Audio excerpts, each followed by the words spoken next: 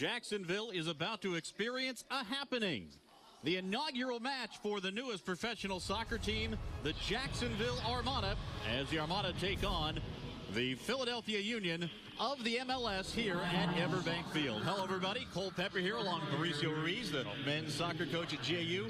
And for sure, Mauricio, this is a happening. This is not only a sporting event, but it is a cultural event to see the Armada finally launch here in Jacksonville. Well, I think the fans are ready, right? The soccer fans in Jacksonville have been waiting for this. They've been hearing about the Armada for the last 2 or 3 years since Mark French had the vision against US against Scotland. So today is the first time that they don't hear just about the team or about the coaches or about the GM. They see the product on the field, which is exciting for the city. And we'll do our best to introduce you not only to the Armada, some of the players, and also the league in which they'll be playing in. Let's take a look at some players to watch in this game. For the Armada, certainly one we'll keep a close eye on. That is Jamal Johnson, former English Premier League striker. He has been very impressive in some of the preseason scrimmages. Well, I mean, that's a player with a lot of experience, right? I think that's what the kind of roster we're trying to put together, players that come from international experience, players that are proven in this league and some other leagues as well in the country. So Jamal's the guy that we're going to rely heavily on, in our forward four. As far as experience is concerned, Jaime Castrillon also has plenty of experience. He's played for the Colombian national team. He's played in the MLS for Colorado. In fact, in 2012, he led the Colorado Rapids in goal. Here's a guy who has been in the bright lights in the big city. He's going to certainly help the Armada. Well, I think that's a steal for us, right? I think that's a steal that we're getting an MLS-proven player. He was the leading goal scorer for the Rapids right before he had a little injury. So for him, this is normal. It's a regular Tuesday for him, right? He's proven in MLS. He played against his players. So we should be very impressive today for him. One of the guys we'll be keeping a close eye on for Philadelphia as well, Sebastian Letou, the all-time leading goal scorer and assist man for the Union. And in the second half, we expect to see 33-year-old Connor Casey come on. He may not start, but he's going to play a big role for Philadelphia. Now, that's a U.S. decorated player. He's had 20 caps. He's been an MLS All-Star player through his career. So, for the fans that are watching that know U.S. soccer, Connor Casey's a name. So we should be excited to see him on the field. Well, what could happen today if the Armada were to put in a good performance? It would certainly boost up the North American Soccer League. The NASL is the league in which the Armada will play. We'll talk more about that straight ahead. Also, plenty of pomp and circumstance. As we mentioned, this is more than just a soccer match. It is a happening here in Jacksonville. Stick around. More to come right here on Armada Match Day.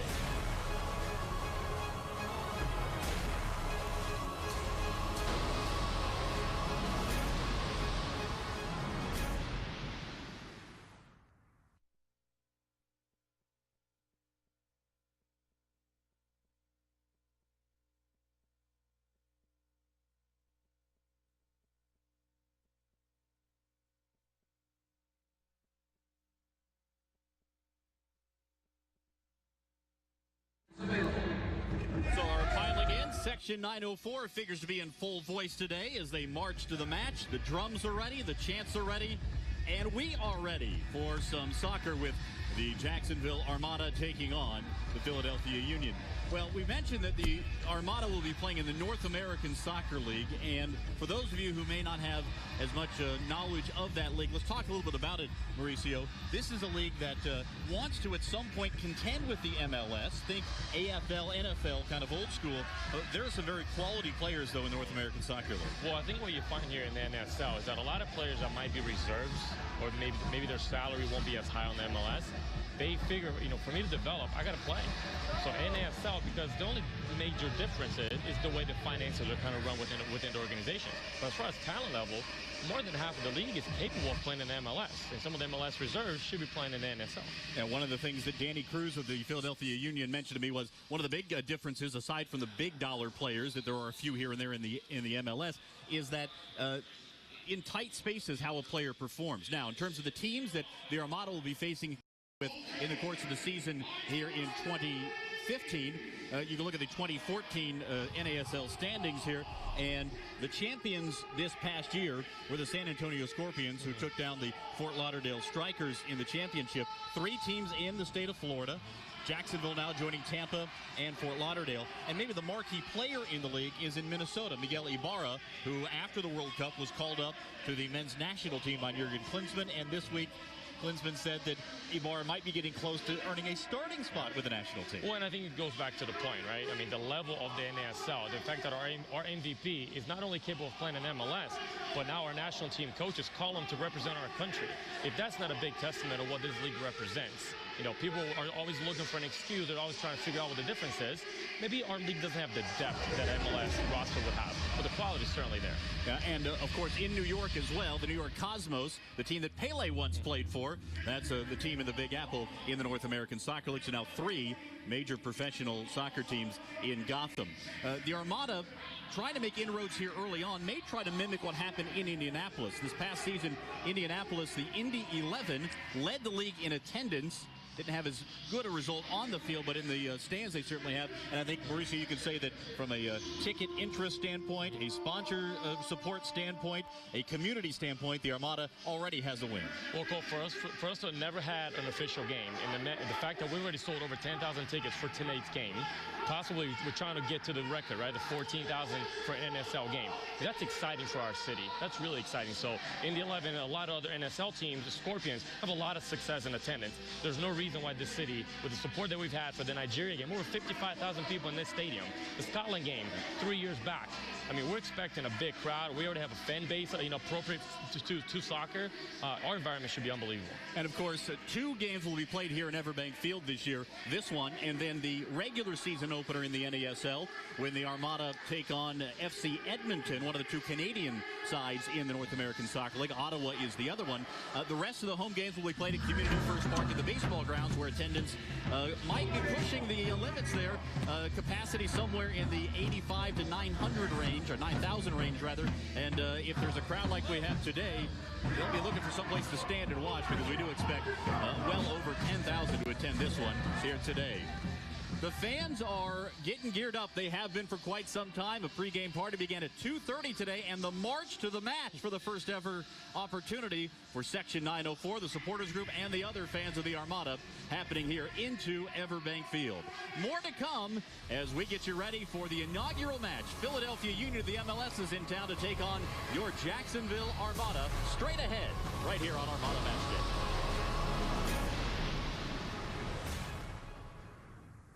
Right now on field, a pregame ceremony going on. You see on the left, Steve Livingstone, the club president, Mark Frisch, Mayor Alvin Brown, City Council President Clay Yarborough, and the Commissioner of the North American Soccer League, Bill Peterson, giving the inaugural ball to the mayor. And we'll have another presentation here coming up in just a bit for Mark Frisch. But Mauricio, certainly you talked about going back to that U.S. versus Scotland match about 3 years ago now, when Mark Frisch was in this stadium watching 44,000 watch the U.S. against Scotland, and thought, you know what? This could be something in Jacksonville. That was really when things all began, and here we are about 3 years later at this point. Well, I think that's the beauty of this game, right? Mark Frisch is not necessarily a soccer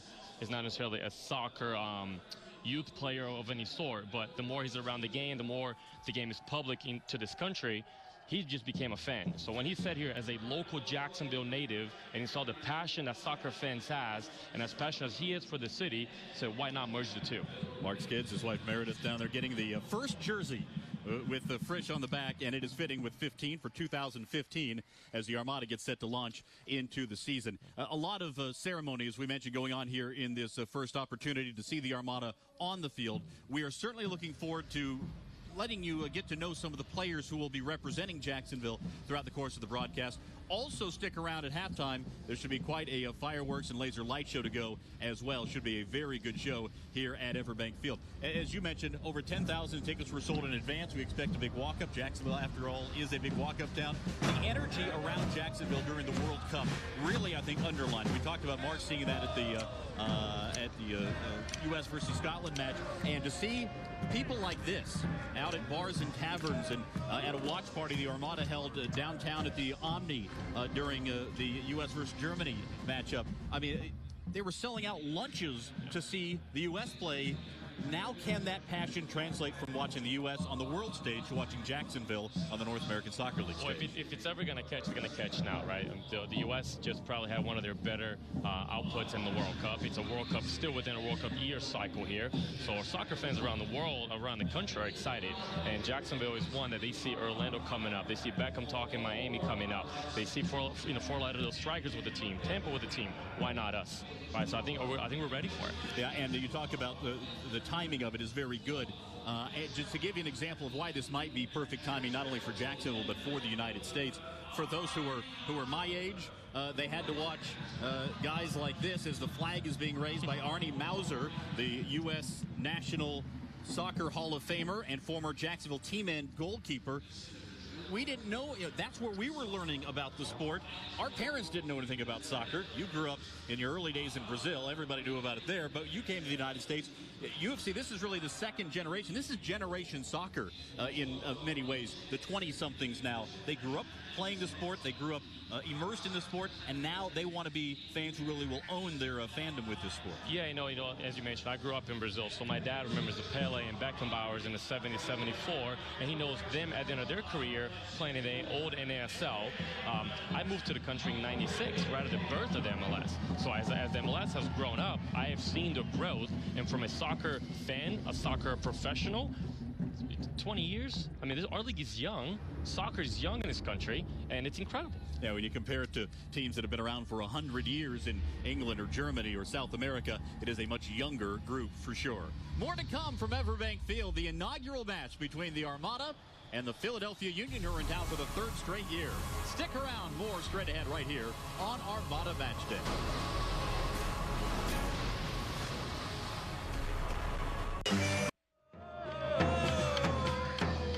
Fans are getting ready. Supporters in Section 904 just about 12 minutes away from kickoff for the first time ever for the Jacksonville Armada. Let's take a look at the starting 11s for this game. Starting first with Jacksonville, Miguel Gallardo, the first ever signee in goal. And keep an eye on the three up front. Jamal Johnson, former English Premier League striker. Keita in the middle. And Bochi Hoyos, who will be up front as well. He'll play some in the midfield. We'll see how that action will work. Hoyos is the son of the co-head coach Guillermo Hoyos. For Philadelphia, who jumps out at you in this group?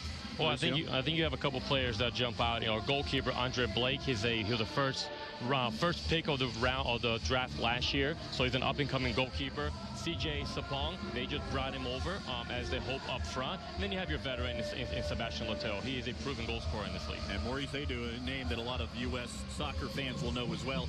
Plenty of experience with the U.S. national team. You see the colors being presented right now on the field. The Marine Corps recruits, Coast Guard are involved. Of course, the Armada, not only because of the name, but because of Jacksonville and the strong connection to the military, really embracing their over 1,500 military men and women and their families who are at this game. More if you count those who may be retired military who bought tickets and who have become season ticket holders, and they are ready to watch Jacksonville take on Philadelphia. The Union, by the way, we mentioned third time that they've been in Jacksonville for a preseason matchup. They have yet to win a scoreless draw against Montreal, and then a 2-1 loss to the New York Red Bulls last year on a day that was much different weather-wise. This is perfect weather for soccer. You couldn't ask for a better temperature as we get ready to start this one. Last year it was rainy and drizzly and cold and damp and miserable. Well, I think the weather's a little bit different, but hopefully the outcome for the Union is the same. Let's try to keep them winless now in the city of Jacksonville. They have not had a victory and have scored only one goal thus far, playing two MLS sides in the preseason prior to this. The co-head coach situation is an interesting one for the Armada. Guillermo Hoyos joined Jose Luis Villarreal as head coach. You have two guys who have worked together an awful lot. And if you think of this as it's not really quite a Batman and Robin situation, but as general manager Dario Sala said, kind of good cop, bad cop. Both guys can certainly take charge of things. They are both from Argentina, have known each other for almost 3 decades. It's going to be interesting to see how this works out, but in practice, you can really see Hoyos is really the taskmaster when it comes to tactics. Yeah, well, I think if you're going to have a setup like that, both coaches, in the sense of soccer, they need to speak the same language, right? Not whether Spanish or English or whatever the case is, in the sense of how we're going to go about doing things. and they both come from the same system. They're both Argentinian. They both like the technical, dynamic type of player. And they're both well-educated in the Barcelona system. So as you mentioned, they've been friends for a long time. They've been professional allies for a long time. So this is going to be a good relationship because they both want the same thing. You mentioned the Barcelona system. The style of soccer that we expect to see, a lot of passes and a lot of possession. Yeah, it's going to be a lot of small passes. They're going to try to win the territorial battle all over the field. So you're going to see, and that's when we talk about the makeup of the team. We have players that can handle that tactics, right? You have players that can handle the style that the coaches are looking for. So our general manager Salas, he went out and looked for players that the coaches are going to be looking for, knowing what kind of style we're going to be building. So you're going to be looking. Our fans should be excited for the first time they get to see in person. They keep hearing about it, but today they'll be able to see an attractive style soccer, which is much like the Barcelona method. Well, and it certainly is one that worked well against Bulls, as we mentioned, down in Orlando, a 4-1 victory in a scrimmage just a couple of days ago, and a 2-1 loss in a scrimmage to NYCFC, New York City FC, as they got things going. These are two sides that have been anticipating this. Jim Curtin told me earlier in the month that he did not believe in friendlies. There's no such thing as a friendly. As you look at members of the flagship fleet who are going to be creating sort of the entranceway for the Armada players. And we're about to have the coin toss by one of the distinguished members of the military. As we have so many times here in Jacksonville, Rear Admiral George W. Ballance, the commander of the U.S. Navy Forces, Southern Command, and U.S. 4th Fleet, continuing that connection that the Armada in the city of Jacksonville has with the military. But that style of soccer can pay huge dividends. It also demands a certain type of player, and we'll have a chance to see if the players that Dario Sala, the general manager, has put together are indeed the right combination. Not so much maybe about the outcome, the result here, but we're really looking for a performance. How does it all look? Does it look like it's in sync? There will be one key member of this team that will not be on the field today, and we'll talk about that straight ahead. Kickoff is getting close. The Armada about ready to launch here in 2015 against the Philadelphia Union. More to come from Everbank Field right here on Armada Match Day. And here come the Philadelphia Union, and for the first time ever, clad in all white, here come the Jacksonville Armada. They're led by Jaime Castrillon on the left. He is wearing the captain's armband as we get ready for soccer here at Everbank Field. The fans are ready, the kids are ready, and we are just about ready to get things started here in Jacksonville in what should be an historic game. And Mauricio Ruiz, as you take a look at what's happening down on the sidelines and on the field, you have to imagine that the nerves are something that even the veteran players are experiencing a bit right now. You know, I think so. It's the first of everything here, right? I mean, you always remember your first. And I think the fact that this is our first official game, the players, they know the responsibility. The team that we put together are veterans. So they need to know that there's a big responsibility playing against the Union, playing against an MLS side in front of the fans for the first time. Now, Section 904 has been practicing chants. They've been getting together. They've got the drums, the face paint, everything else, and a big crowd starting to file in and continuing to file in here to Everbank Field. Some of the other keys to this one that we expect to see. Let's talk a little bit about midfield play, because both of these sides, you've got the Armada playing a 4-3-3. You've got Philadelphia playing a 4-5-1 with 5 midfielders. Winning in midfield is going to be a key to this one. Well, it's going to be huge, and I think you're going to see the middle is going to be heavily congested. The Union playing a 4-5-1 is the fact that they have a head coach that's a center back, he's a defender, so he wants to clog up the middle as much as possible. And now, listen, the Armada is not a surprise anymore to anyone. Those coaches, they talk, so we play against 2 MLS teams. He's going to make sure that our midfield play, which is really our key to our success, is going to be blocked in. Here are the Armada players being introduced for the first time here in the stadium.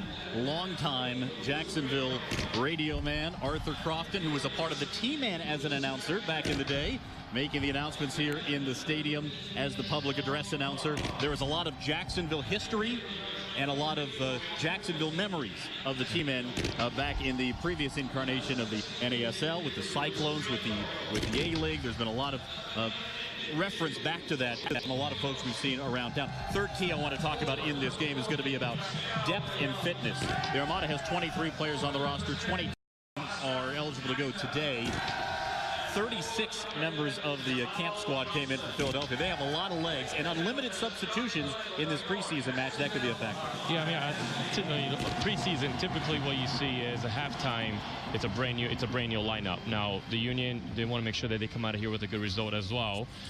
So, for them, they're going to try to, manage the game. But they do have several other preseason games. I think for us, for our fans, it's important for them to see the best quality of players that we have. Kickoff is straight ahead. The Armada ready to set sail here in Jacksonville.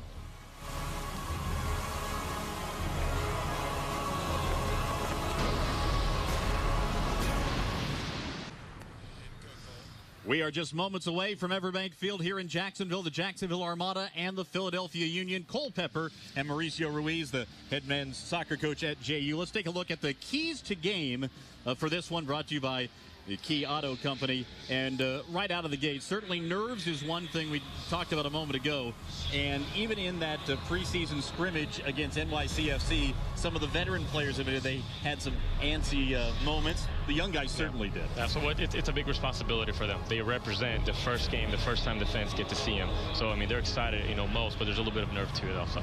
Number 2, winning in midfield, as you mentioned, with 5 midfielders for Philadelphia. And with the Armada trying to win in the midfield and play fairly high, whoever can do the better job in the midfield probably going to have the best shot at this one. Yeah, I mean, the Armada really has to control the midfield. I mean, that's what we're built as. So our midfield players, you can see them on the ball a lot. You can see constantly giving the ball and getting it back. If we have better control of the midfield, we'll have some success today. And how about the fitness question, particularly with the depth of Philadelphia? Yeah, well, I mean, the Armada's been going at it for a while. The depth is one thing, but our players should be ready to go 90 minutes. And we are ready to go 90 minutes or however long it takes here for the first opportunity, the Armada and the Philadelphia Union. As the fans continue to stream into Everbank Field, we're expecting a crowd well over 10,000 yet again here at Everbank, a place that has seen the U.S. men's national team play Scotland in front of 44,000, over 52,000 here for the U.S. against Nigeria, the final tune-up match before they headed off to Brazil for the World Cup. And now Jacksonville, for the first time since the Cyclones called it quits back in 1999, have a top professional team to cheer for here in Jacksonville. And we are just moments away from Mauricio. This is going to be fun to see how these guys, led by a guy who's really been a vocal leader, you see him in the green shirt there, Miguel Gallardo, the goalkeeper, how they perform. Well, Miguel's been around for a little bit in this league. He started 2 other organizations, so he's our first signee for a reason.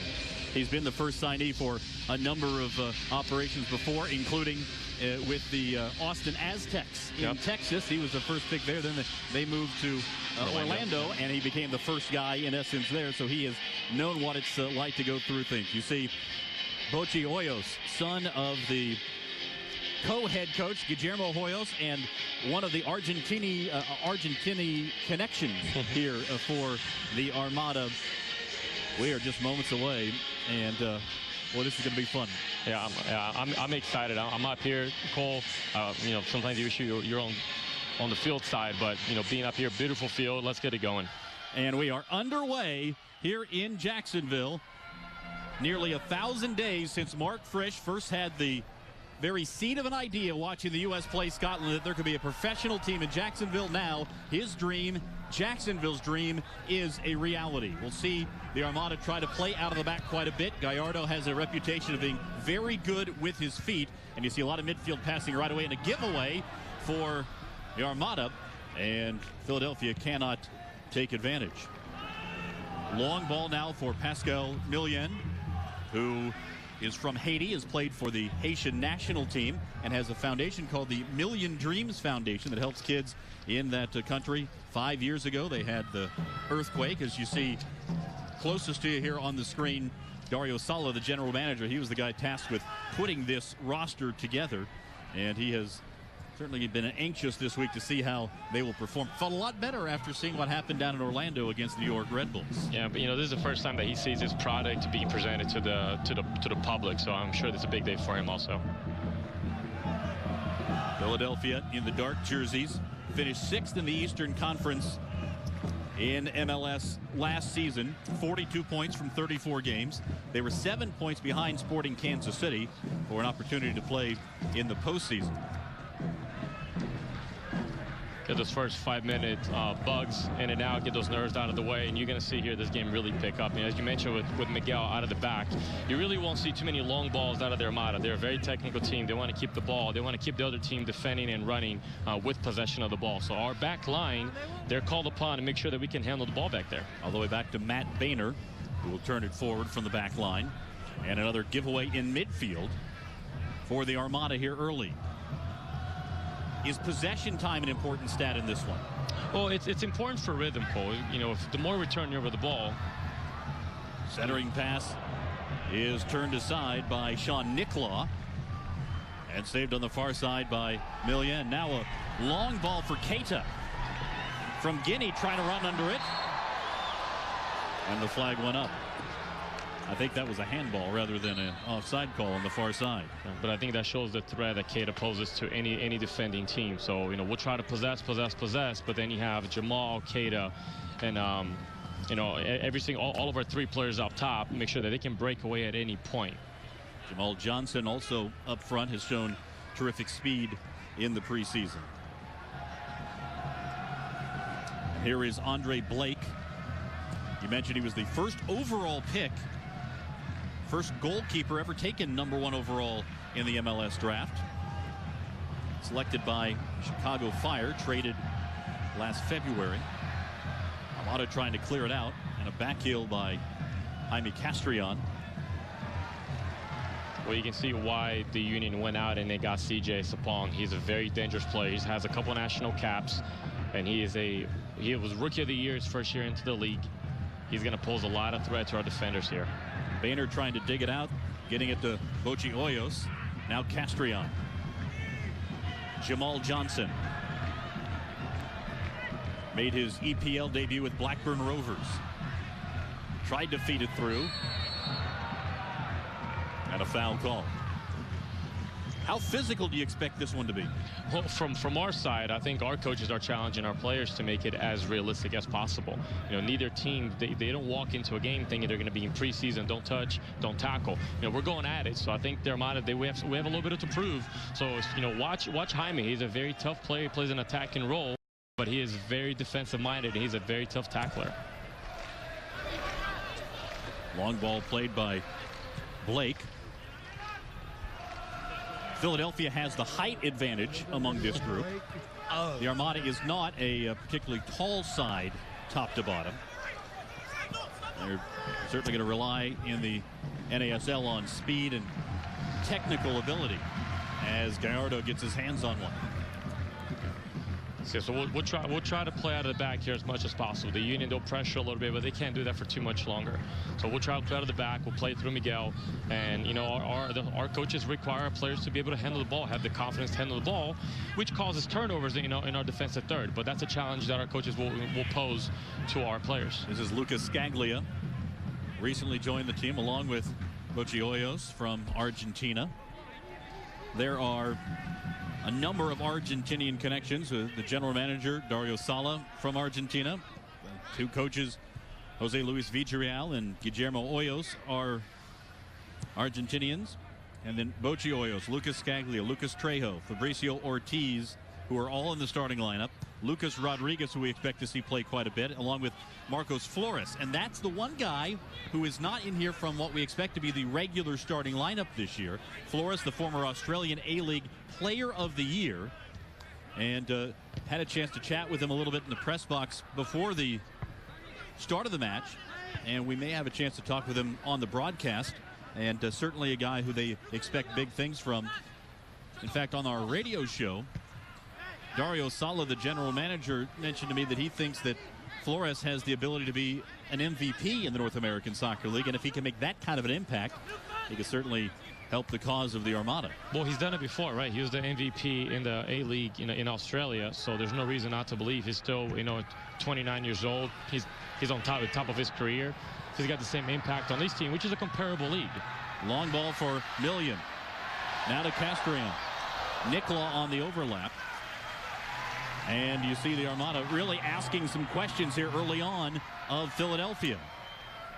They get it to Keita, who asks for the corner.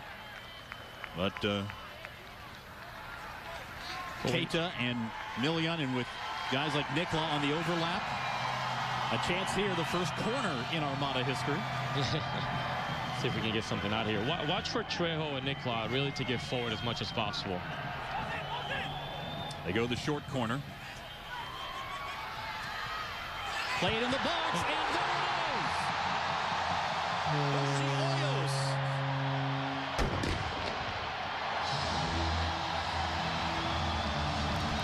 Fire the cannon, the celebration is on. The Armada are on the board. We'll call first corner kick in Armada history. First goal in Armada history in the same play.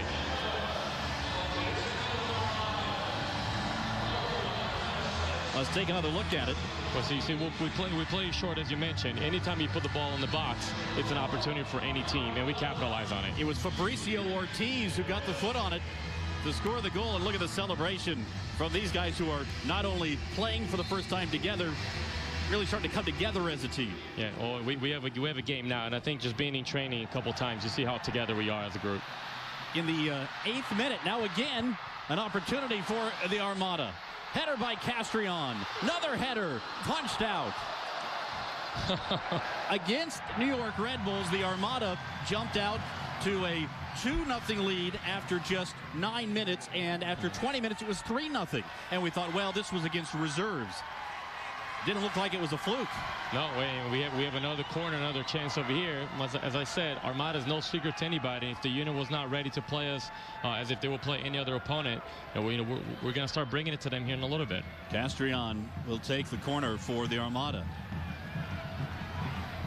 High in the box for Ortiz. Now Jamal Johnson. Saved by Nicola. Keita.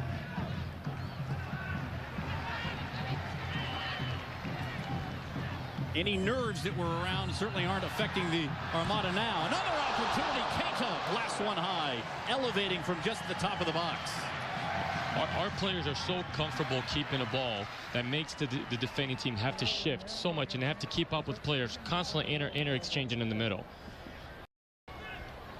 It has been a great start for the Armada, with Fabricio Ortiz getting the first goal here, and Keita almost had the second.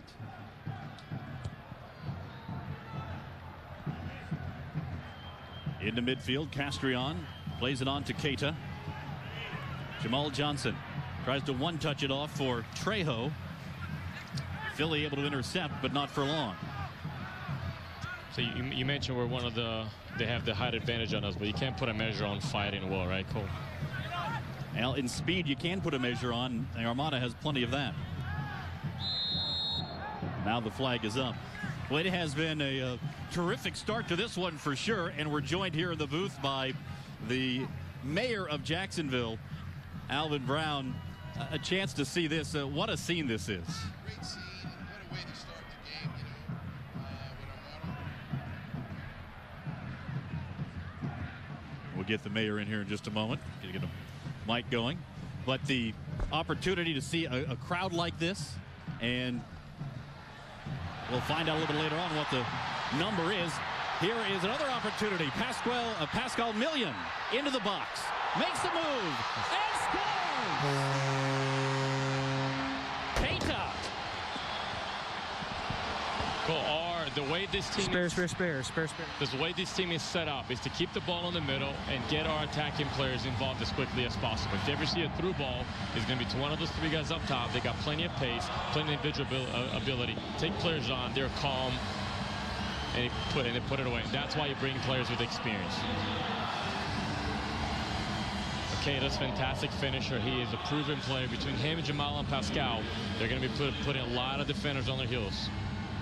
We're not even 11 minutes into this one. It's 2-0 Armada. And Mayor Brown, we thought it would be a great show just for the environment. It's a great start. It's an excellent start for Armada. 2-0. What a great way to bring that excitement right here in Jacksonville. Well, I want to ask you about seeing this. I know you've made sports and using sports as a way to put Jacksonville on the pedestal, such a big thing. what does it mean for Jacksonville to have a professional soccer team now? Well, it means a whole lot. It says that Jacksonville is a soccer town. People love soccer. It puts us on the map, and it allows us to really tap into that demand for soccer. It's good for the city, bring vibrancy downtown, and we have a great owner in Mark Frisch. So I think it sits with the vision that we laid out about making Jacksonville a destination for soccer. Jamal Johnson trying to make a destination toward the goal there just a moment ago. And this broadcast is being seen in 177 countries with Armed Forces Broadcasting. Another opportunity. Keita with a little chip, and it hits the crossbar. That close to making it 3-0. Million tried to center it, kicked back out. Left-footed by Jamal Johnson. Now back out, and the Union doing everything they can just to try to keep the ball out of the box, much less in their offensive end. But if this is the way the season's going to go, we're in for a treat. A great treat. What a lot of energy it brings to the city. It's a great opportunity. I'm so proud of Jacksonville and so proud of Mark Frisch and the owner of really bringing soccer to Jacksonville. This means a lot. It's like you said, it's it puts us in a global competitiveness when it comes to sports. And between what's happened with NFL games in London and with the Florida Cup here a little bit earlier this winter, you can really showcase Jacksonville to the world through sports, can't you? Absolutely. Showcase it to the world. It's great to put us on the world stage with other cities around the country, and so I'm very proud of that. It shows that we're growing, and it's a growing sport, and I'm glad we have it right here in Jacksonville. Well, it's a global sport, and Jacksonville, we have a little bit of tradition on soccer, so this is almost the rebirth of soccer in our city, especially for new residents of Jacksonville, much like myself. Been here for about a year, and I've been a little spoiled to have the U.S. play here, Florida Cup a couple weeks ago, and now the inaugural season for the Armada, in this stadium. It's fantastic for the city. There's a buzz about soccer. If you're a soccer enthusiast and you love the city of Jacksonville, there's no reason why those two aren't well connected. Absolutely. And as mayor, I'm committed to making sure we have the best soccer team in this league. I'm very thankful to Commissioner Bill Peterson, who really believes in expansion here, and I'm going to make sure that at the end of the day, soccer continues to thrive in Jacksonville because it's good for the city. It's so great to have you up here. Great to hear the words of support for the Armada. Mayor, always great to see you. Thanks so much for stopping by. Thanks for having me. Mayor Alvin Brown, Mayor of Jacksonville, stopping by here in the booth. Just trying to catch my breath there. I thought it might be a little bit of a dance for a while, but it didn't take long for the Armada to get on the board, and they have certainly dominated the midfield, as we've talked about, Mauricio, and they have certainly dominated the scoreboard up 2-0. Yeah, you better not go to the bathroom here or take a beer break, because you're going to miss a lot of action. I mean, this is kind of going exactly how the coaches would envision it going, how they planned it going. A lot of control, and the best thing is we're playing our method, we're playing our way, and we're still in power in that. Tried to center it to Sapong. Off the mark, here's Sebastian Letou. Andrew Wenger battling in the corner. Tried to center it. Headed out by Trejo, just not very far there. Brian Carroll, the captain for the Union. It's loose and cleared out of there momentarily by the Armada. Nicola closing in on Wenger now. Left footer toward the goal, and a leaping save made by Miguel Gallardo right out front.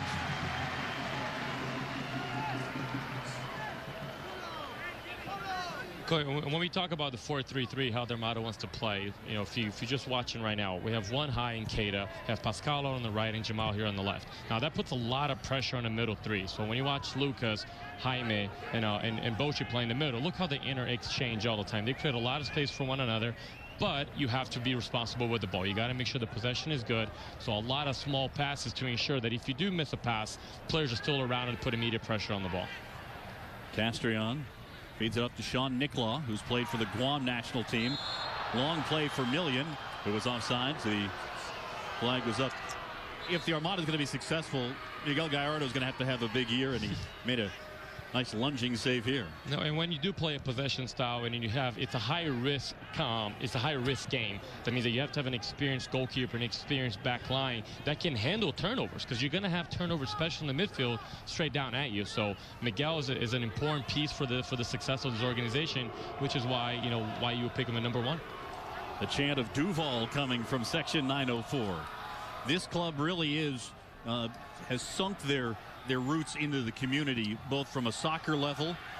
Earlier in the week, an announcement made about a partnership between JFC, Jacksonville FC, and the Armada to help kind of give a pathway for young players to have something to shoot for and to rise up through the ranks, a kind of developmental opportunity. And that's just one of the ways from the soccer community. They've also been out in the community, mingling, helping charities. They've really been very active in getting active in the community here in the early stages of the club's existence. Well, I mean, that's really the structure that soccer should have, and it has in Europe, has in South America.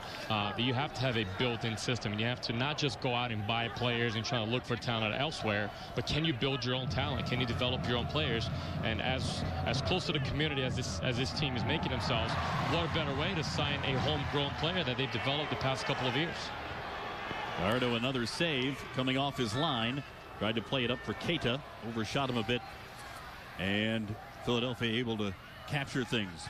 You see the coaches there with the hat. That's Guillermo Hoyos, and to his right, our left, is Jose Luis Villarreal, the co-head coaches for the Jacksonville Armada. And typically you don't see the GM sitting on the bench, but I think this is pretty important to him, isn't it? He's right there. Dario Sala, former terrific goalkeeper with FC Dallas. MLS MVP one year. He had some anxious nerves before the match for sure. He's usually a cool customer, but you could see he was excited for this one. Oh, this is big for everybody. Here's Hoyos. Tried to chip it on for Keita, but Philly able to track it down. Shannon Williams. So what happens at that point, after we stretch it out a little bit and we show our threat over the top, now the defense, as you can see now, Philly, they started with a pretty high line. Now they're dropping off their line a little bit. Well, what automatically happens, creates more space for your midfield players. So you're going to see Bochy and you're going to see Jaime on the ball a whole lot more now, and we'll become a two-dimensional team, not just go forward or knock the ball around. We can be a dual threat here. Now Gallardo saying that Sapong touched the ball as he was trying to play it out to Nick, but the referee thought otherwise. Castrillon tracking it down and spills into one of the boards. For a player that has the attacking tool set that Jaime does, he's a hard worker defensively. You can see, I mean, he's going out for a ball that has very little meaning, goes over the board. That's the makeup of our center mid. That's the makeup of a player that you want running it. And he's our captain. That's why he's wearing the armband. The guy who's played for the Colombian national team and has played at the MLS level. Maidana tried to run onto it, and Matt Boehner there to kick it out. Boehner knows a number of these guys. He spent some time playing for Harrisburg, which is the USL Pro feeder to Philadelphia.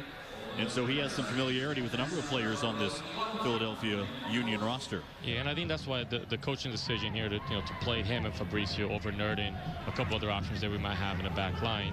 He's an experienced player. He's played in this league a little bit. Probably got his nerves to him, where Nerdon's a local player that might be a little too shaky at the start against an MLS team. But there's quality in his back line. I think we're going to be tested. That's probably the biggest question that we have as a roster is what does our back line look like? We're investing a lot of resources. Keita, another opportunity, chips it up, and just wide off the hands of Andre Blake. Boy, Keita has the finesse and the speed. Yeah, to our point here, I mean, look how attacking, powerful we are. We have so many options going forward.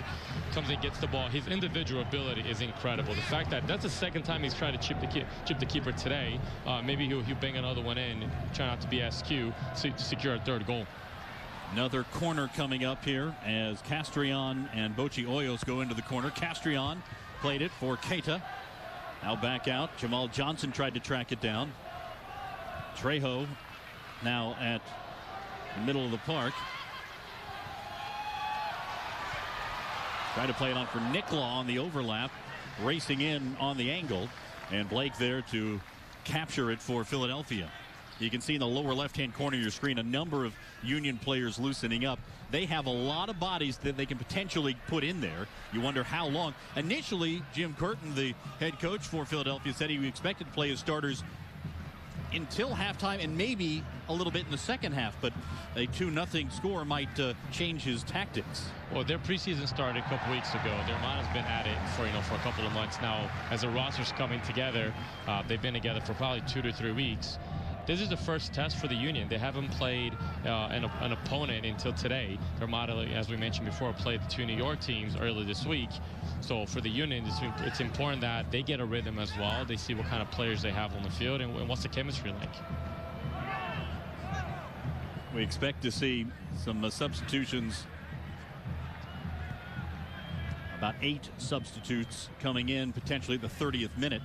So apparently Jim Curtin has changed his theory from about a week ago. Sapong surrounded by 3 white-shirted Armada members. Can't control, and it goes all the way back to Gallardo. Ooh, dangerous play to the middle of the field by Gallardo. Now we'll chip it out to Boehner. Matt Boehner. Trejo in the middle. They've almost dropped back to a 3-man back line for the Armada here, with Lucas Scaglia dropping back. Bochi Hoyos has been roving around quite a bit. Armada calling for a handball.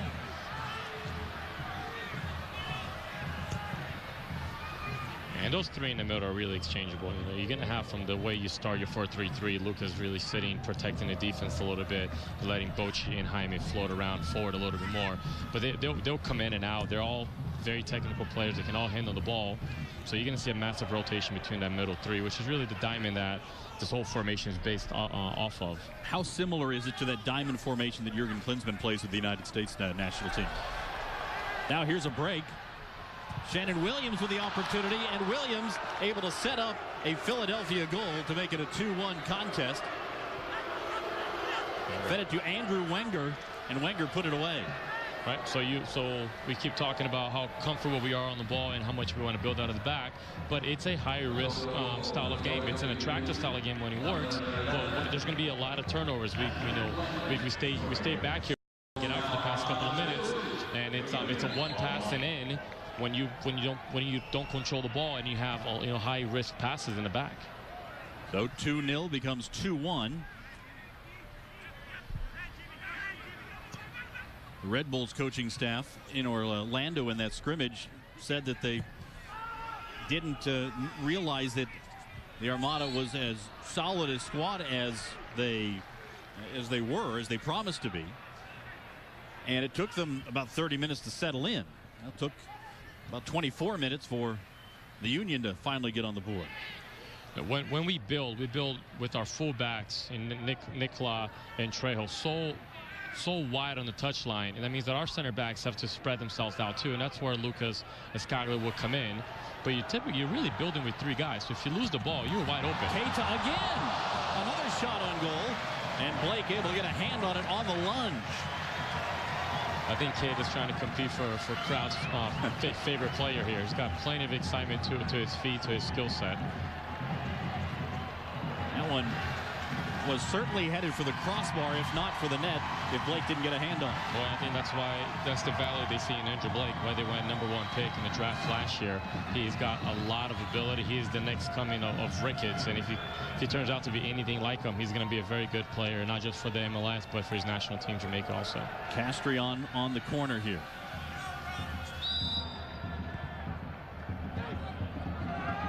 Let's go down to the sideline and check in with the 3rd member of our broadcast team, Christy Andauer. Christy? Thanks, guys. The atmosphere down here is incredible. Not to mention Section 904, the supporters section. They've got drums, they've got flares, they've got everything possible to make this the most amazing match yet.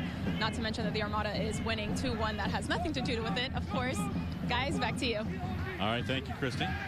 Yeah, we expected the atmosphere to be pretty good, and when you jump out to a 2-0 lead, that'll get things rolling as well. 2-1 now, as we've crossed the midway point of the first half here at Everbank Field.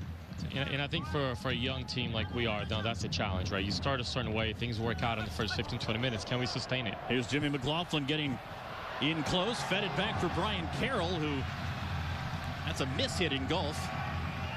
Yeah, that's a tap in from, you're 10 yards out, on the PK spot. Ball played back to him.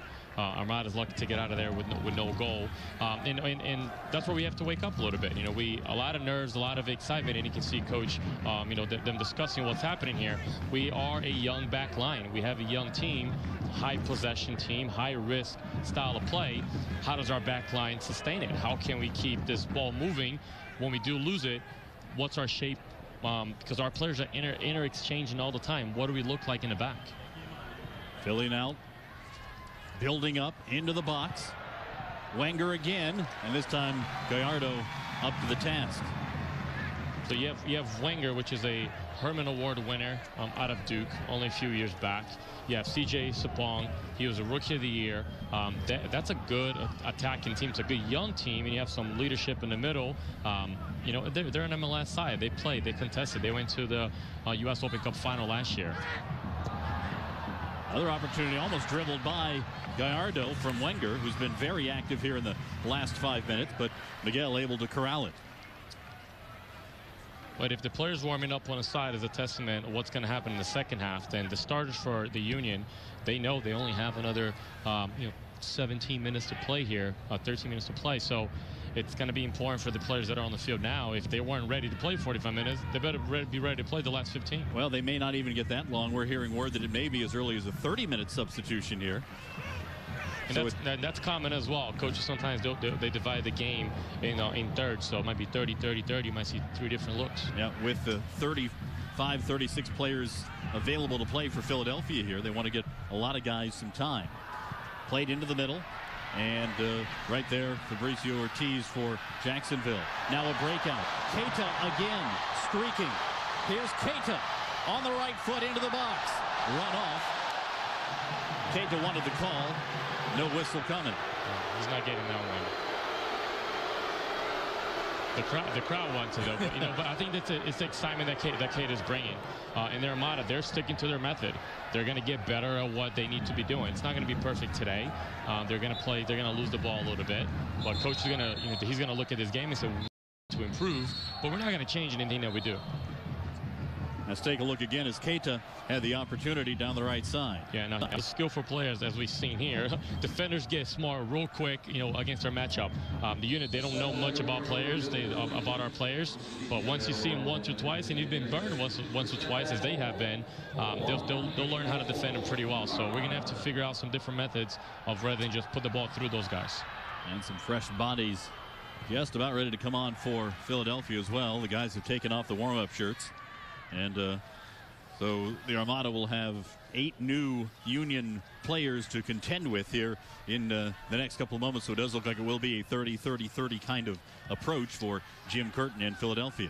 And that's okay for us because we're still getting our rhythm of plays. Ideally, you like to be on the field for at least 45 to 60 minutes. Go into halftime, make a few adjustments, and then start bringing in some fresh legs.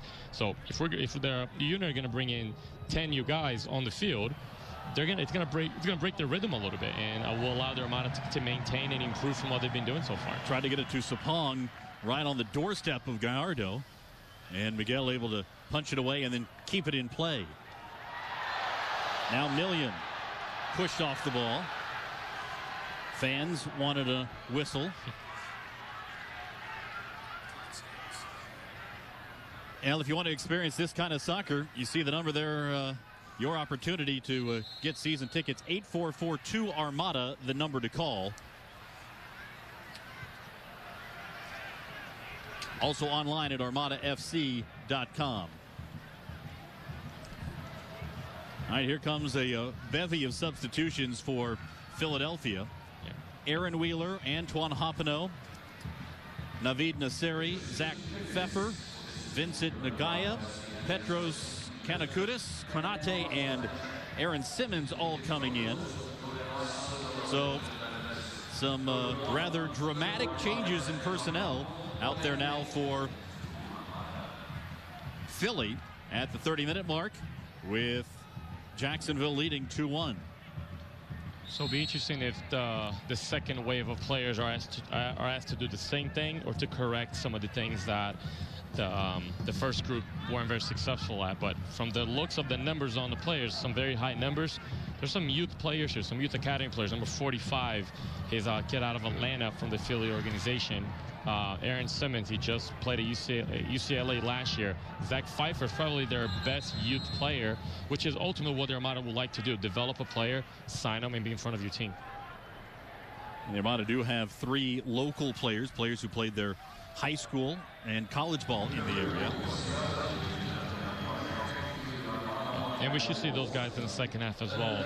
Tommy, Nerden, Remy, and I believe there may be one more that hasn't been announced yet.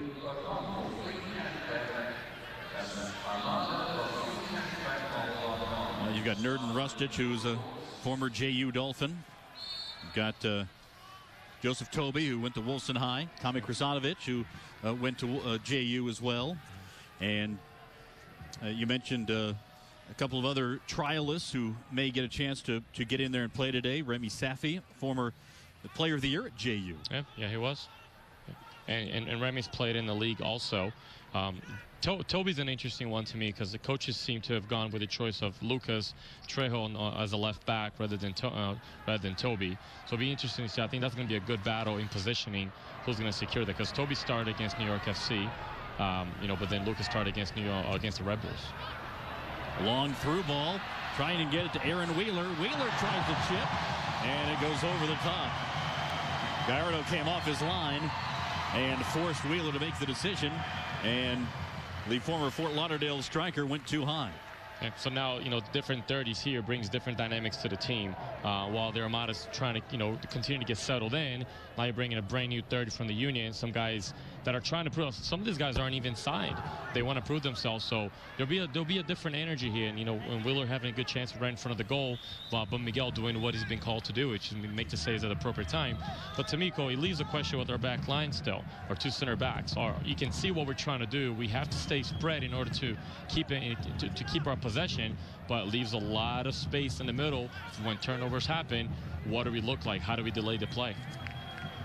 Zach Pfeiffer puts one over the top. It really puts pressure on those 2 center backs, doesn't it? To not only be strong and physical, but also be able to close the gap in a hurry. No, he does. And they have to be able to communicate well together. You can see Miguel as the natural leader on your back line, but we have to be dynamic in the back too. So, right now I'd say our biggest question mark hasn't been the forward, hasn't been the midfield play. It's been a little bit of our organization in the back, which coach may decide to go with 2 holding midfielders to protect the back a little bit more, since right now Lucas is really the only one staying in the middle of the field, protecting those 2 back, because we are building with 3 guys, our 2 center backs and our holding mid, because our fullbacks are so far gone for a purpose. That's by design. That means that we're very, very open in the back. Sean Nicklaw got a little bang there. Looks like he's going to be okay. The Armada will restart after the foul. Tried to play it forward to Jamal Johnson, just off his toe. Blake will send it back to midfield for Philadelphia. Nicklaw, the San Diego native, who plays on the Guam national team. His mother with roots in Guam. And Nicklaw and Andre Blake for the Union, they play together at UConn. So a lot of college standouts on this field right here. Dario Sala did not like that call. Castrion also has a question about it. I think we'll see a lot of that this year. Jaime, he challenged the ball. He's a good tackler of it. So sometimes it's going to be questionable. We got to be able to keep our cool, our heads to ourselves. We're playing against a young Union team. We're going to maintain it. We've got some guys warming up for their Armada as well. See if they come in the second half. But we have to be able to handle the change of momentum, and that happens all the time within 90 minutes. Whether you're putting a brand new side on the field or not, there's change of momentum that happens in the game. We scored 2 goals early. They scored back. The game has settled down a little bit, but it seems like the unit's having a better run of the play.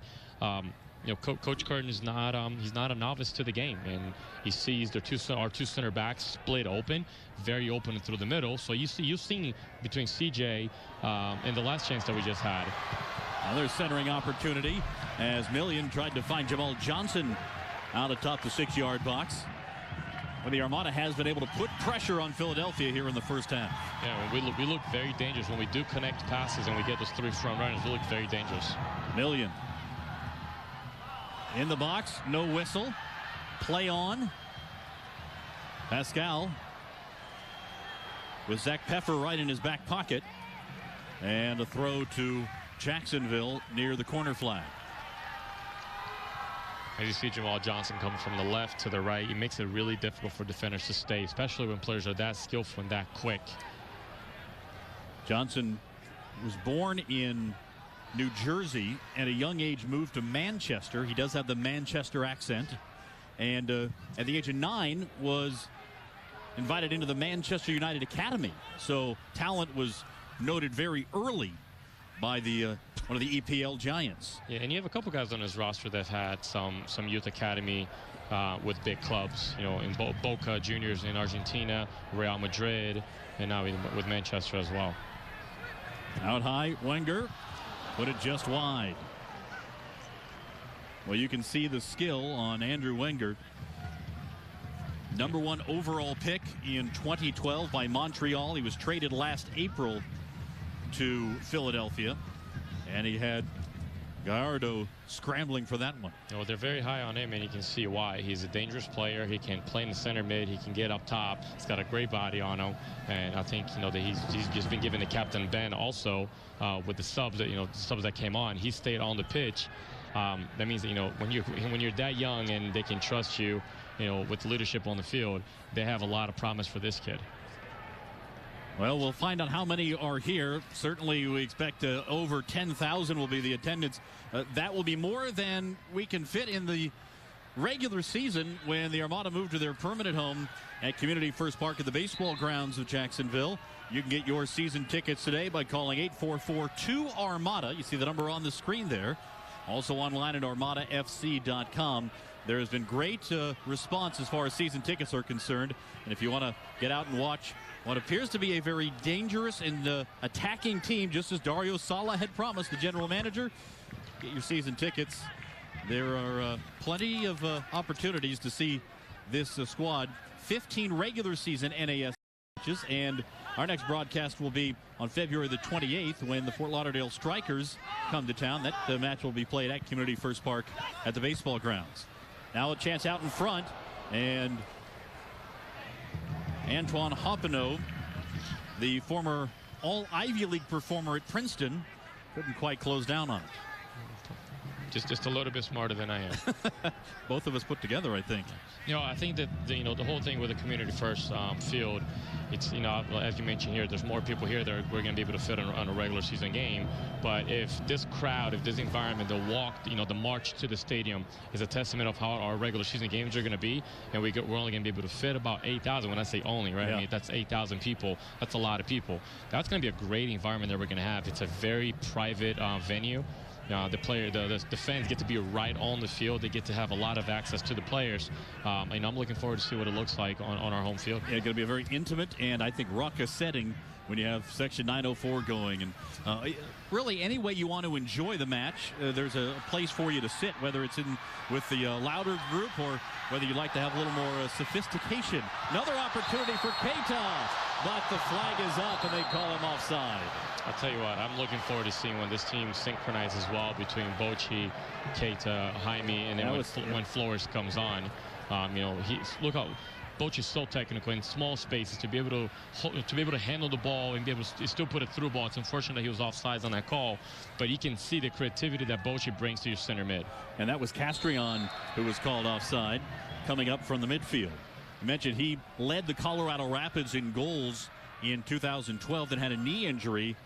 And as you said, that as far as the Armada is concerned, that might be the best thing that ever happened, because he's a guy who was destined to have a long and distinguished career in the MLS, and you can see the skill and the quality in his game. Well, with the international caps that he has with Colombia, the fact that he's been a proven MLS player, and it's what we talked in pregame. Why MLS compared to to NASL? Why NASL compared to the MLS? Jaime sees an opportunity to play right away, to be part of a growing franchise, a growing league. So why not come here and be the face of the organization? He's got the captain band right away. Play against MLS teams. He knows what they're about. He's going to be able to bring us a lot of experience, a lot of maturity right away. He'll be remembered forever. He's the face on the program being distributed here at the stadium. So as folks take home that bit of memorabilia to remember this one. They'll have Jaime Castrion looking back at him.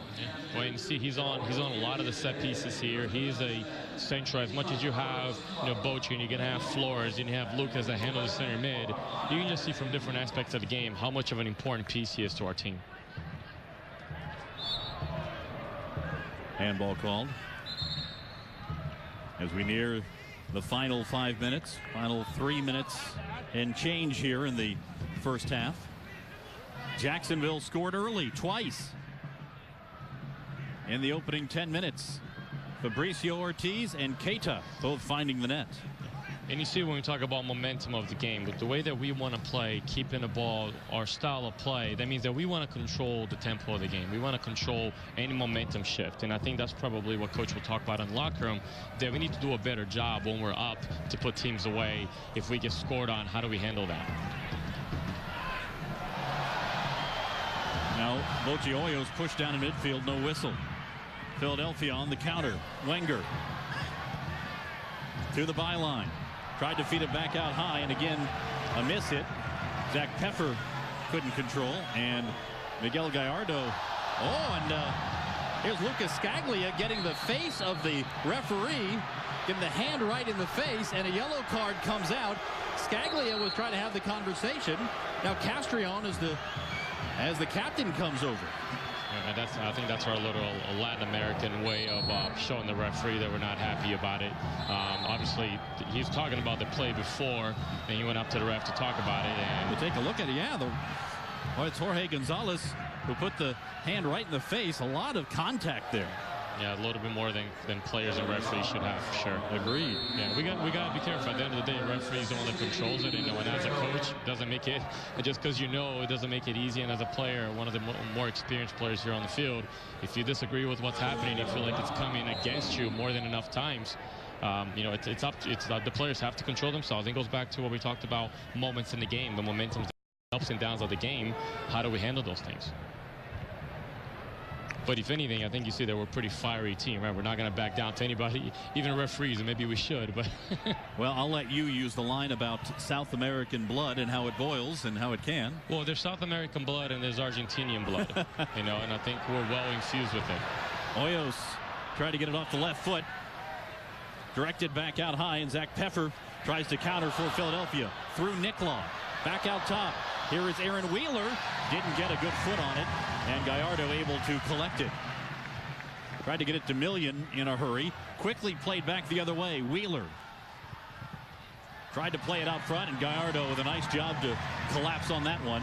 And now he wants to have a little break here with a minute or so left before the end of the first half. Well, Miguel's been busy. I mean, we're up 2-1 right now, but Miguel's had his plenty of chances, whether he made the save or he had to, talk to his back line.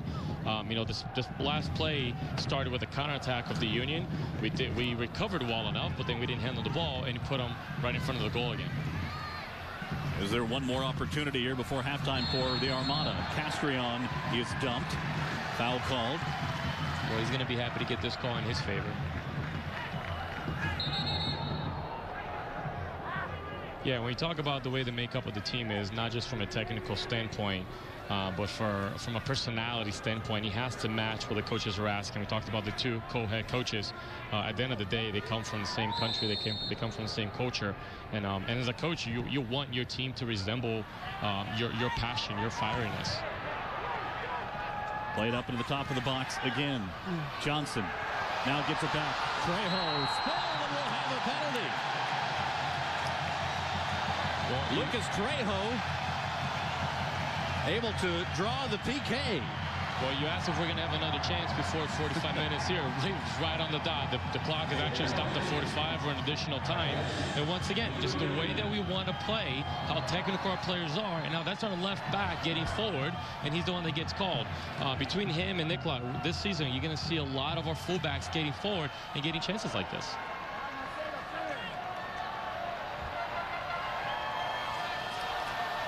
So it will be Lucas Trejo, who has played professionally in Spain and Greece, with a PK. Wow. Hey, our fans are busting right now. 3-1 at halftime. It's great to see that we awarded the PK to the guy that received the foul on the PK. Doesn't always happen like that, especially when you have some veterans. And this is just a little salty right here, isn't it? Got Andre Blakey, and as a goalkeeper, you have to pick and choose a side. So your most skillful players, they know the keepers are going to go left and right. So why not put in the middle? Maybe he doesn't have to chip it like that. That's going to drive, this coach is insane. But what a nice piece of skill here.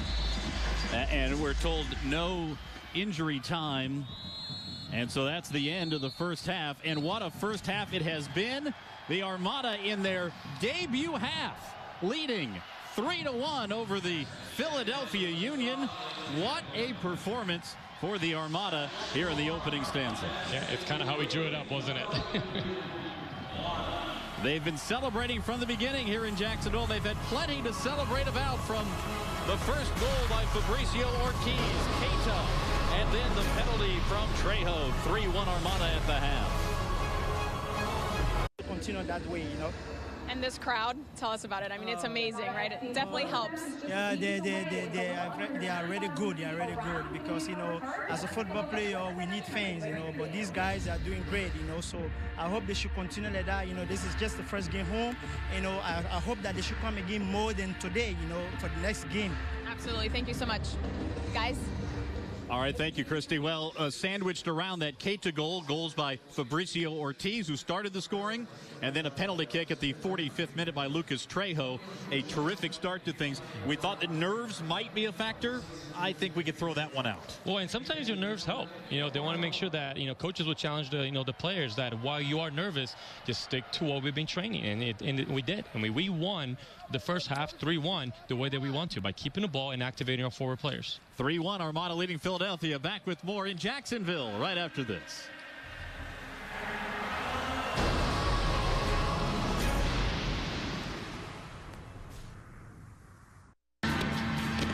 Fireworks and laser light show here at halftime, presented by Community First. There were fireworks in the first half by the Armada. A 3-1 Jacksonville lead over the Philadelphia Union after 45 minutes of play in the inaugural match. Well, playing here at Everbank Field today will be one of two opportunities for the Armada to play at Everbank. They'll also play here for the regular season opener on April the 4th. But the bulk of the contest will be played at the regular home park for the Armada, Community First Park at the baseball grounds of Jacksonville. And Christy Andauer has a look at where you might want to enjoy the matches this year. The Armada FC's first match is just weeks away. With a little under 9,000 seats around Community First Park, let's take a look at what section might be right for you.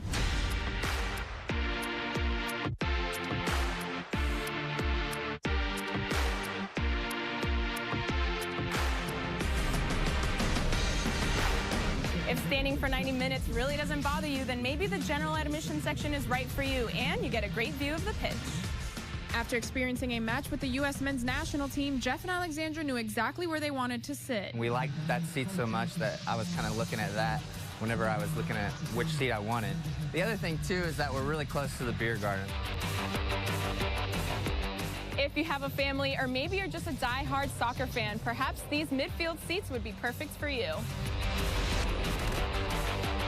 Whether you have a group of 25, 50, or 100, this party deck is the perfect place for you. Some would even argue that these are the best seats in the house. Every club needs a devoted supporters section, and for the Armada FC, that's section 904. Co-founder Sebastian Cardona will be setting an energized and passionate crowd behind the East goal.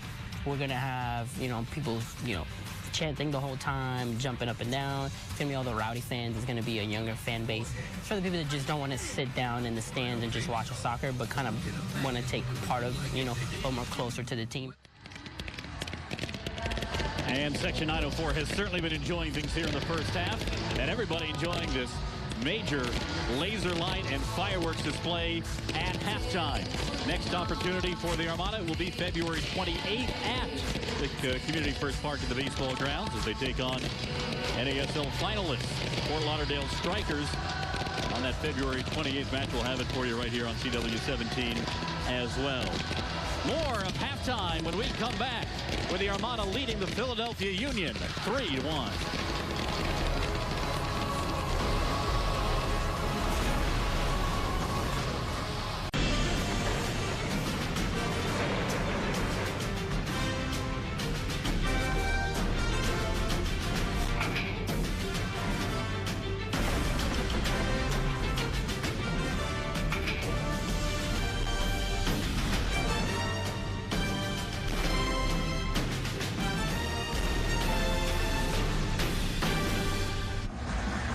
Welcome back to the Winn-Dixie Halftime Show. Cole Pepper and Mauricio Ruiz. 3-1 Jacksonville. The Armada leading the Philadelphia Union. Let's head down to the sidelines. Check in with Christy Andauer. Christy? All right, Jim, what did you make of that first half? Yeah, first off, credit to Jacksonville. They came out and put us in some uncomfortable situations. Great crowd here tonight, and it was a bit of a shock to our guys. You know, we've been training for 2 weeks now, and a lot of small-sided stuff, and this is the first real game we've played, and our guys kind of we failed the test when Jacksonville came out and pressed us. And you mentioned it already, but what do you make of this crowd for a preseason debut? Yeah, it's excellent. The surface is great. The stadium's awesome, and the fans have been really good, you know, and the team on the field did a very good job in the first half. Very impressive the way they play. They keep the ball. They've created a lot of chances and made us very uncomfortable. And a lot of our young guys learned some lessons. So it's a positive. You know, we're trying to find some positives in it. We created a few chances ourselves, and you know, look forward to a good second half. All right, Jim, thank you. Guys. All right, Christy, thank you very much. Well, as you heard there, kind of some similar kind of thoughts as we heard from the Red Bulls coaching staff. Certainly getting pressure from the Armada when MLS coaches are saying that about a first-year expansion team in the North American Soccer League. Really get your attention. Yeah, and I think he was being nice towards his team. I mean, his team's learned a lot of lessons, not just some of the younger guys. I mean, he had a good lineup there in the first 30 minutes. I mean, those are his starters, and it's you're 2-0 down. Now, they rebounded. They got a little bit better, but I think you showed to the Union players, to the coaching staff, and to our fans that Armada, we can play, we can get at you. Don't sleep on the Armada. Certainly some highlights to show from the first half. A very impressive start right out of the gate. Armada able to set things up off a short corner, and it was Fabricio Ortiz who got the right foot on it and drilled it home for the first goal in Armada preseason history. Later, it was Pascal Million finding Keita, who put it into the net to make it 2-0. The Union able to counter. Andrew Wenger, the former Hermann Trophy winner, got it done. And then at the final moment of the first half, Lucas Trejo, who'd been taken down into the box, gets the penalty kick to go to make it a 3-1 first half lead for the Jacksonville Armada. You take a look at the first half stats. The Union actually had more opportunities, more shots on goal. Miguel Gallardo, a terrific first half. Not all of those 11 opportunities really pressed Miguel, but there are a lot of them that he was able to get his hands on. Well, you know, a lot of those where you see shots on goal, they're called what we call half chances. You know, they threaten enough, and you have enough half chances, they turn into one, they turn into two. Miguel was busy, even being up 3-1 as a team. You'd think it's a comfortable lead, but no, that's the game of soccer. Sometimes a score doesn't dictate exactly what the game looked like, and I think it was a pretty even game. I think Armada showed well for certain, but Union came back, they rebounded, they got control of the game a little bit back. And that last line there, possession time 62% to 38%, just showed how much of the time Armada had the ball on their foot. No, and I think today a 3-1 with the 62%, that is what ideally what you want. 62%, 65% at a 0-0 game. Okay, possession doesn't score goals for you, right? Possession doesn't mean that you're going to win the game, but when you have goals to show for your possession, that's how we want to play. And I think that's the thing that I took the most out of this first half, is that we implemented our style. We showed to this crowd, to the fans, and to the league how the Armada are going to go about this season. The fact that you can come out of a half 3-1. Yes, Coach Curtis said, you know, it's first big game that they played, first big time they went, you know, 11v11. Okay, that's great, but that's really, you know, Armada's young in the preseason as well. So it's the first time that a lot of these guys are playing together, getting a little bit of repetition. Three keys we talked about, one being nerves. If there were nerves, it didn't cost the Armada early on. Midfield play, did you like what you saw out of the Armada in midfield? I did. I questioned still a little bit our holding midfield, which I think, you know, was played by Lucas there. Is he dynamic enough to play by himself? Certainly offensively, between Jaime and between Bochy, yes, we have our top 5 or 3 forwards and our 2 attacking mids locked down. Now Flores is going to come in and challenge. You might have to move some things around. So I'll be interested to see if Jaime actually comes back into the holding midfield position, because those 3 tight in the middle, especially Lucas, where he played in the first half, he protected our back line, and he's protecting our 2 center backs that are very wide open. So can he do the same thing, or whoever's going to come in the second? You know, can they sustain that? We talked about fitness and the depth of Philadelphia also potentially being a factor. Certainly wasn't a factor in the first half, but we did see a 30-minute substitution for 8 players for Philly, so there's going to be a lot of fresh legs out there for the Union. Boy, you know, when you talk about fitness, there's fitness in practice. They've been going out for 2 weeks. There's a professional players are expected to be fit, but then there's game fitness. Can you, in 30 minutes, until you get your second win, what we talk about when we go for a run ourselves, 30 minutes maybe all you have. You have a lot of younger players. Are they going to come back in the second half? Are you going to have new players? And the Armada should be able to sustain, well, at least for 15 to 20 minutes with their own fitness. Well, we talked about one of the guys who might add to this kind of firepower. That's Marcos Flores, who's a former Australian A-League Player of the Year. And he's on the sideline now. Christy Andauer has a chance to talk with the guy who could add more punch to this Armada offense. Christy? All right, Marcos, you're here. How excited are you to see your teammates winning the game right now? It's unbelievable. Look, let me tell you, Christy, that from the first second I saw the crowd come to support the team. So I met the boys. I have a pleasure and delighted. I'm absolutely speechless because everything is going right, and I hope that everyone keeps safe and play the good football. We want to play attractive football, and look, the first 20 minutes they scored 2 goals, so it's unbelievable. And what do you think this will lead into the next season? We have to build from there. So we have to build from there. I will hope, to be everything all right to train Tuesday and to start pushing with them, work hard to make the team, and then everyone, whoever comes to the field, has to do and play the attractive football because that's what the coaches want. Absolutely. Thank you, Marcos. Guys. Thank you very much. All right, Christy, thanks very much. Yeah, it's going to be interesting to see how he fits in. Community. In fact, it's more than that. The club is not just connected with the community, they're really of the community. For example, several players made an appearance at Intuition Ale Works at a fundraiser for Wolfson Children's Hospital. The club supporters group, Section 904, was out in force, celebrating the signing of forward Marcos Flores, working on chants and banging the drums. They'll be ready for next Saturday.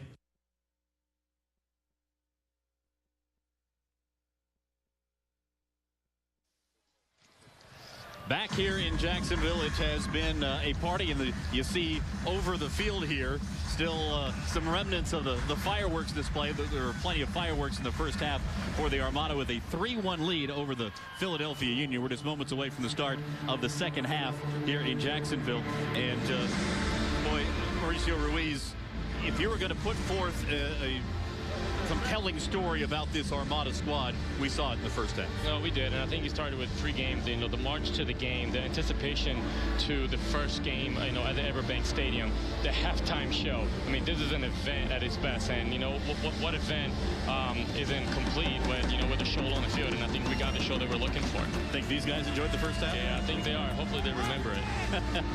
Section 904, that is the supporters group at Community First Park of the baseball grounds, by the way. They'll be set up right behind the east goal. And so when the second half rolls around and the opponents are trying to stop the Armada from scoring that goal, they're going to have to contend with not only the 10 attackers in front of them, but the Section 904 guys behind them. Well, and that's what you see in sports, the 12th player on the field, right? I mean, the Section 904, they're going to try to do that for the Armada. And while they're standing behind the opposing team goal, that guy better have a helmet on because he's going to be yelled at, he's going to be screamed at, he's going to be hopefully nothing thrown at him. We'll keep it safe. Hopefully those guys do that, and they can see the Armada come back onto the field. What looks like to be a similar lineup. It looks like no changes for the Armada from the first half to the second. And maybe just a couple of additions. I see Danny Cruz out there for Philadelphia. Danny was in town a couple of weeks ago helping to promote this match, and we had a chance to talk to him, and he knew the importance of this for the Armada and for what this city was going to be doing. And but also he mentioned that they wanted to win this thing. Nico Perea is out there. He scored a goal against NYCFC in that scrimmage on Super Bowl Sunday, and he was a trialist at that point. That earned him a spot on the squad. Yeah, I think it was a beautiful goal to keep a guy like him and the quality that he showed against those teams. And I think that's going to be the interesting thing here. You have a couple guys on the bench, even with this young team here, that can play. So it's going to be exciting to see Nico coming out. And if there's anybody else that we can see. I see Lucas Rodriguez, number 7 there with his back to us, is going to start the second half for the Armada. There you go. So we're gonna keep things pretty consistent. I think you're gonna see, Lucas is coming in the midfield. Exactly what the changes are here, but I think you're gonna see a very similar style of team with backline staying consistent and just 1 or 2 changes in the midfield. Dario Sala, Guillermo Hoyos, and Jose Luis Villarreal have to be very pleased as their squad gets set to start the second 45 minutes here against Philadelphia.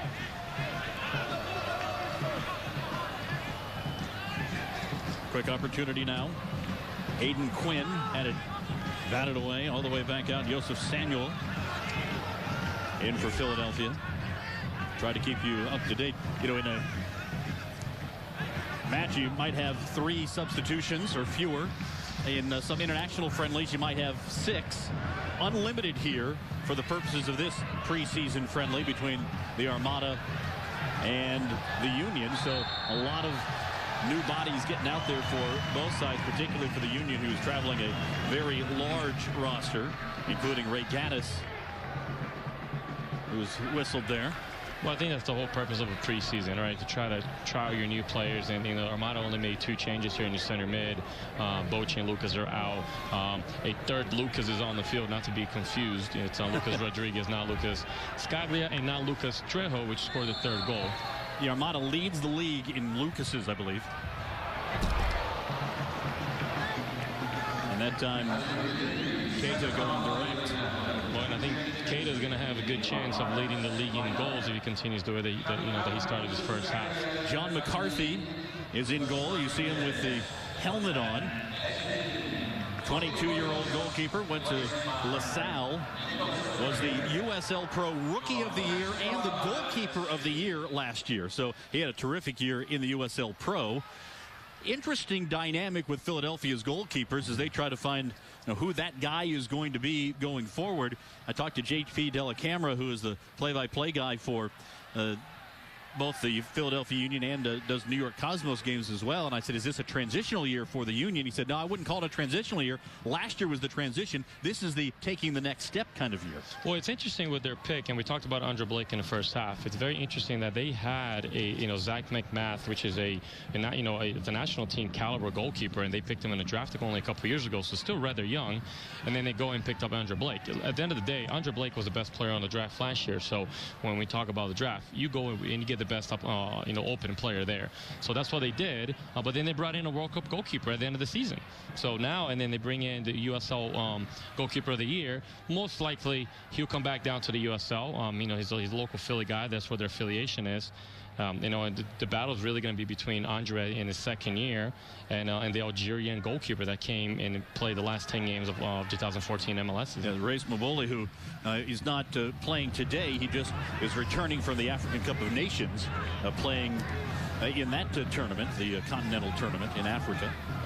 And that's what the World Cup does, right? There's a lot of players that are unknown or relatively unknown, and if they have a good World Cup, and it happened to a lot of the goalkeepers this year. Costa Rican goalkeeper, Colombian goalkeeper that are now playing overseas. That's really your trial period sometimes for a lot of these guys. Yeah, Memo Ochoa certainly for Mexico had a great World Cup. Tim Howard, who was already a known commodity, but he really elevated his status with that record-setting 15 save performance in the World Cup for the United States. And Tim is one to watch out for. He says that he bleeds blue as far as plays in the EPL for Everton. He's one of the better players there. But with all the players coming back into the MLS, is he one that eventually might come back and be here for 1 or 2 years? Be interesting to see if he's one of those that follows what's been a growing trend of American players coming back to play in the United States. Josie Altidore recently coming back. Mix Diskerud, who joined NYCFC. Now here's a shot from distance again. Keita not at all shy about unleashing from up atop the box, and neither is Jamal Johnson, who let fly there. And you see, that's why the Armada can be so difficult to defend, because that's Jamal playing left winger, coming in, taking a shot on top of the box. Those 3 top players and the players in the midfield, we talked about in the first half, they inter-exchange so much. So when you're defending guys, they inter-exchange and have really similar abilities. I mean, you can talk about Pascal and Keita and Jamal. They have similar tools to their games, similar attributes. So who do you defend? Do you have enough defenders? Can you organize yourself well enough to keep up with those 3 guys? And they don't come back and defend too much, which it's good and bad. But the defenders on the opposing team, they really have to be careful of the fact that we always leave 2 guys up top. And then again, the addition of Marcos.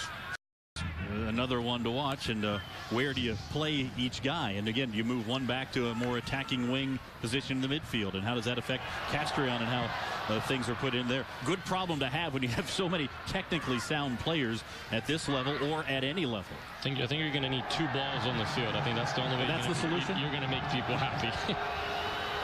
Tried a long through ball, but it bounces into the hands of Miguel Gallardo, who's waiting for it. We expect in about 10 minutes there may be another chain of substitutions for Philadelphia. So this is the final 10 minutes or so for this group of Union players. As you take a look at Sean Nicklaw, who has a reputation of being the jokester on this team. He's already earned that as he's kind of sneaky funny, I'm told. He was just flat out funny when we had him on the radio show last week. And I think the community will get to know this guys very well. Seems like the organization is making the players very approachable, and soccer's kind of like that, right? So there's a little bit difference of personalities to your NBA, to your NFL players. Soccer players are approachable, especially in a city like this, that you know the Jaguars players. You want to make sure that the players here are reachable, and the guys we're able to connect with them. We know them personally, not just when we watch them on the field. A beautiful give-and-go move between Keita and Jamal Johnson, and it settles back at the feet of Johnson. Now to Million, who's going to send it to the middle. Golden opportunity for the Armada to stretch this 3-1 lead right there, but they could not capitalize. And now Philly on the counterpunch.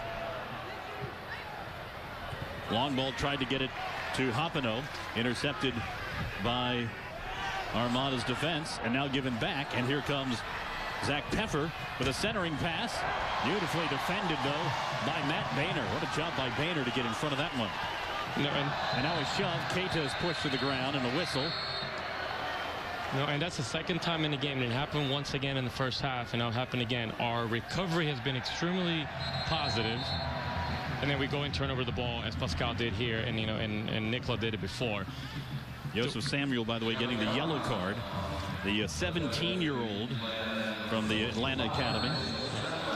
We commit so many numbers forward that puts so much pressure on our back line. When we do recover the way we did, and you see now 17, you see Ampero just sitting there in the middle where Lucas was in the first half. When we recover and we do the dirty work, we do the hard work, we have to be able to keep that ball.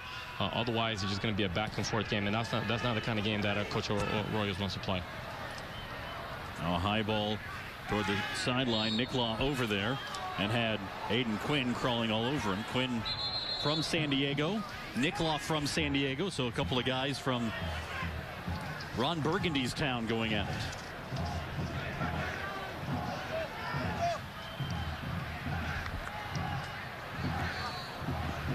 I think the way that we're setting up this roster with the options and the depth of players here, I think it's really smart in the concept of when injuries come and long season and repeated games. And the fact that you put Bochy and Lucas on the bench here, and you bring in Nico Pereira and you bring Lucas Rodriguez, and the system stays the same and the quality maintains the same. The interesting thing is going to be the depth up top, because it seems like we're very reliable on Keita right now, very reliable on Johnson and on Pascal. Can those three guys be interchangeable? And if they're not all ready and fit, does the formation change? Can you still play the same three guys up top as we talk about their attributes, or do we go to a 4-5-1 or one, or two guys up top? And you would like the added depth with Flores getting ready. That gives you one more body up top. He has played sort of that false nine, that deep center forward or offensive-minded central midfielder in the past. But how he fits into this scheme, you would think somewhere in the middle there. Yeah, he does. And I mean, and it brings a challenge to the whole roster. No one gets settled. It doesn't matter if you come from a good background or not. Another opportunity for Philly, but the Jacksonville defense stout there, and Miguel Gallardo out of his goal, pointing and making some directional decisions for this throw-in. And any coach wants competition within your program, within your practices, within your environment. So I think having a roster this talented and so many players that really, it could start from what we understand, 12 to 13 guys at any given point. That just makes players not be complacent. They have to stay fit. They got to take care of themselves. And when practice comes, it's super uber competitive. And that's really where you get better. You get onto the field and you play an opponent, the work should be done. The work that you've done throughout the week in the competition, that's the hard part. Here is when you put everything into practice. I see a couple of local players for Jacksonville getting their shirts off. There's Joseph Toby standing right there, number 20. I also saw Remy Safi, former JU player, getting loose, and looks like they'll be both checking in here as we near the we're just 10 minutes into the second half, and we will have the substitution. And Remy's celebrating his birthday. Yeah, and Joseph Toby's birthday was yesterday. There you go, 2 birthday guys. And Lucas Rodriguez's birthday tomorrow. And it's your birthday on Tuesday. No, but I mean, if you want to buy me something, I'd be happy to write the thank you card. Okay, so this will be interesting. Remy coming in, replacing Jaime. It'd be interesting to see how this lineup changes. If Remy will stay central, if you get out wide a little bit, and then Toby coming in. Nice hand for the local coming on.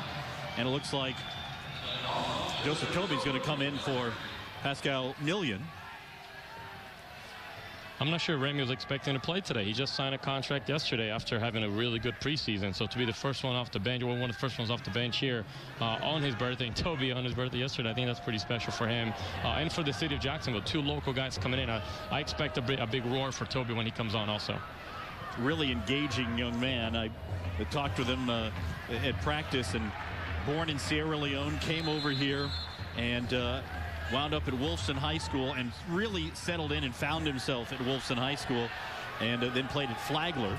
And not only will Toby come in, we'll also see David Sierra come in at goal. So he'll replace Miguel Gallardo, who will deserve a big round of applause after his performance. And I'll tell you what, if the way that we want to play with the personnel that we have in goal doesn't tell you a story about how serious we are about protecting the ball in the back line. You talk about Miguel being overly technical. Now you bring a guy that's been in the Real Madrid Youth Academy, and then yesterday they signed the number 3, which is a Colombian kid out of Miami. Someone that actually, Sebastian Evers, that I coached at my time at UCF. Very technical goalkeeper as well. Someone that's not just a good shot blocker. So you got really 2 proven guys as your number 1 and 2, which you continue to challenge. And you got a number 3 coming up that's very similar in style. So Toby comes in for Lucas Trejo, so he'll stay along the back line. And we'll detail who's getting in here for the Armada, as Remy Safi doing battle there with Aiden Quinn. We talked about nerves in the beginning of the game. If anyone's going to have nerves, are these guys, these 2 guys that just came on here, playing in front of their families in front of their home crowd. Their friends are here, high school teammates, high school coaches. This is special, not for them, but for a lot of people in the community also. The first sporting event that Joseph Toby attended when he moved to Jacksonville was the Super Bowl, or the first event that took place. He didn't attend, but that he saw here in Jacksonville was the Super Bowl, as David Sierra able to get into the book his first opportunity here. But he saw the Super Bowl played here on this field, in this stadium, between the New England Patriots and the Philadelphia Eagles. And he thought, wow, what a sight, what a setting. And now he gets to play a professional game here. He played with the Arizona United of the USL Pro last year. But a guy who went to Wolfson High School and to Flagler College, getting his chance to get in here for the Armada in the inaugural match. Well, I think that's the nice thing about what the Armada is doing now. They focused on the community, focused on, it's Jacksonville first. It's really a community team. So, it's a great story that Toby, several years ago had just moved from Sierra Leone to Jacksonville. At that point, he would have never thought that he was going to be playing, in front of his home crowd. So I think he talked to on the radio yesterday that as soon as he heard that the Armada was putting a team in Jacksonville, he was excited to come on, to come home. Antoine Hoppino had the opportunity there. And you see a number of Philly players set to check in here, and some high numbers, including 77, but that's no ordinary 77. That is Fred, the Brazilian, who, not the Fred who played for the World Cup team, but another Fred Da Silva, has played in the MLS since 2007 with DC United, with Philadelphia, and also played in the Australian A-League in 2006. So Marcos Flores should have a pretty good scouting report on Fred, as he comes in along with Eric Ayak, trialist from Cameroon, Michael Lahoud,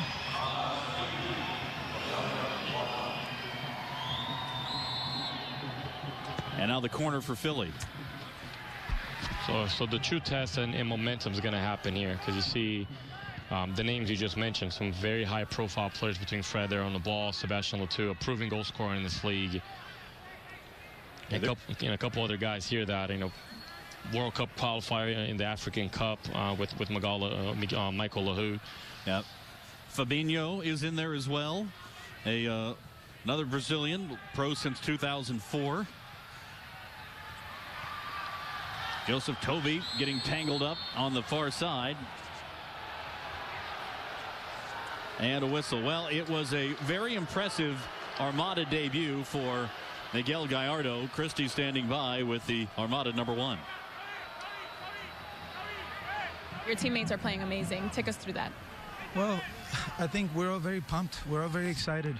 You know, the people in the office, Mark, they've done a fantastic job putting a good team together. Even though we haven't been working for a long time together, I think the chemistry is there, and there's a bright future. And obviously all the fans that are here tonight, they help us, they motivate us to do the best that we can. And what do you think this will set the type of atmosphere for the team going on in the season? Oh man, I've never seen this before. It's a preseason game, and the atmosphere is, you know, it's unbelievable. So it just speaks volumes of what's about to happen here in Armada, and I hope people are ready for it. Awesome. Thank you so much, guys. All right, Christy, thank you so much. Yeah, Miguel Gallardo was the first player signed by the Armada, and one of the things that Dario Sala, the general manager, said was, we need to get a player of quality on the field, and we need to get a guy who can be a character guy, a leader off the field, and he's certainly been that. And with the head coach Jose Luis Villarreal and now Guillermo Hoyos also, their English is improving, but certainly their Spanish leads the way, and being bilingual certainly helps his leadership as well. Here's Lucas Rodriguez trying to feed it through, trying to get it to Jamal Johnson, but a little too far upfield for Jamal to run onto it. Yeah, I don't think it was a huge, just a coincidence that our #1 signing is obviously a goalkeeper, general manager, as we talked about before, as a goalkeeper, and someone that has to be able to integrate himself into the organization, and, you know, talk about the coach's primary language being Spanish. I think what Miguel just showed there on the sideline, that he is very mature, but also he's been around in 3 different expansion teams, 4 different teams in total, and for him at 30 years old, being a seasoned veteran, to still feel this excitement that he just showed on the sideline, talk about what's happened here in the city, the chemistry that we have, you know, that's pretty special for us. Johnson tried to get it up the far side, and Keita ran onto it before it was turned aside by Philadelphia. Austin Berry is in there, traded from Chicago Fire last February. He's wearing #4 for Philadelphia. But we do have a blend of experience and youth out there for the Union right now. Same can be said of the Armada lineup here as we have gone past the 1 hour mark.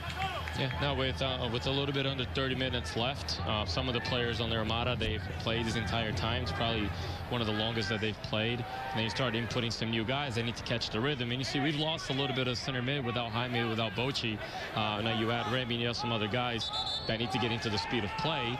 And the guys up top, I mean, if you see right now, Jamal and Keita and Pascal are just standing up top. Do they have legs to go the whole way? We'll keep an eye out for Sebastian Letou as well, who's running onto it right now, the all-time leading goal scorer and assist man in Philadelphia Union history. Yeah, we'll see if he's got as much of an impact on the team this year. Obviously, he's towards, you know, later in his career. He's been around the MLS a little bit. He started, he was on the expansion. Seattle, came over from the USL into the MLS. So he's been in the league a long time, and you saw with Wenger in the first half. You saw with CJ Sapong in the first half. You know, that's a pretty competitive forward group that they have there as well. So Sebastian's really going to have to, you know, show his worth once again, even though he's done it for several years in the league. But that's the beauty of this game. It's always competitive, and it's always continuous. He played in France previously and played in not Ligue 1 but Ligue 2, League 2 in France, but never got the opportunity with the national team, and has since said, hey, I'll be happy to play for the United States. He has dual citizenship, does Letou, and in 12 games, rather last year in his performance, 12 goals and 7 assists last year. It was the 3rd time he'd had a double-figure season in terms of goals for Philadelphia. He's been in the MLS since 2009. When you see the infusion of international players into the MLS, and you know, some of those guys will probably feel the same way. And you see our national team with Klinsmann, right? Part of his job is not just to identify players playing in the MLS or American-born players, but players that have some connection to the United States. You look at our roster now, it's a lot of dual citizen players. Oh, yeah. You know, Germany-based, most of them, because of the military influence that we have in Germany. But and maybe because the scouting might have come out of Jurgen's, you know, backyard. Saw a little bit of that too. He likes that style. Threw ball in. Letou was on the far post, and it went right past everybody. Yeah, Julian Green's a great example of a young player with dual citizenship who had to make a decision when he got to the point where he was going to declare which country he would play for as a senior. And he had played for the some of the junior teams in the German side, U19 and U17s and so forth, and now he's locked in. Once you declare that you're going to play for a senior team, that's it. You're American all the way now for Julian Green as Sierra makes another save. And we're trying to steal another one from the Arsenal Youth Academy, and he's waiting for his decision. We're waiting for the decision to be made as well. But, you know, kind of going back to what Klinsmann and what he's trying to do, the fact that he's going overseas and getting these players that are from a youth environment that teaches the proper mechanics of the game, the proper tactics, the right fundamentals. He's asking, you know, and he's trying to make sure that the U.S. Federation and MLS and the academies underneath, we talk about the joining of the JFC with the Armada, that's a huge part in U.S. soccer. What does our youth academy look like? And as a coach of a college team at Jacksonville University, there has been criticism of the college system in terms of how well it prepares players for a professional career for whatever reason. But that's something we can certainly explore, and it's the academy systems in South America, in England, in all of Europe that really has been something that has been a real touch point for a lot of folks. Well, I think, you know, Klinsman's made the point that college soccer, the way it is today, and it's very true, it's not ideal for the development of players. It's not ideal. Can players develop? Absolutely. Do players develop? Absolutely. You talked about Andrew Wenger starting in MLS, CJ Sapong, James Madison, and you go down the list. There's a lot of players on this field right now in the MLS, including on the U.S. national team, that come from the college system. But what his point is that we need to be better. We need to improve that. So a 3-month college season is not ideal. So he's influencing younger players to go pro at an earlier age to be in academy system.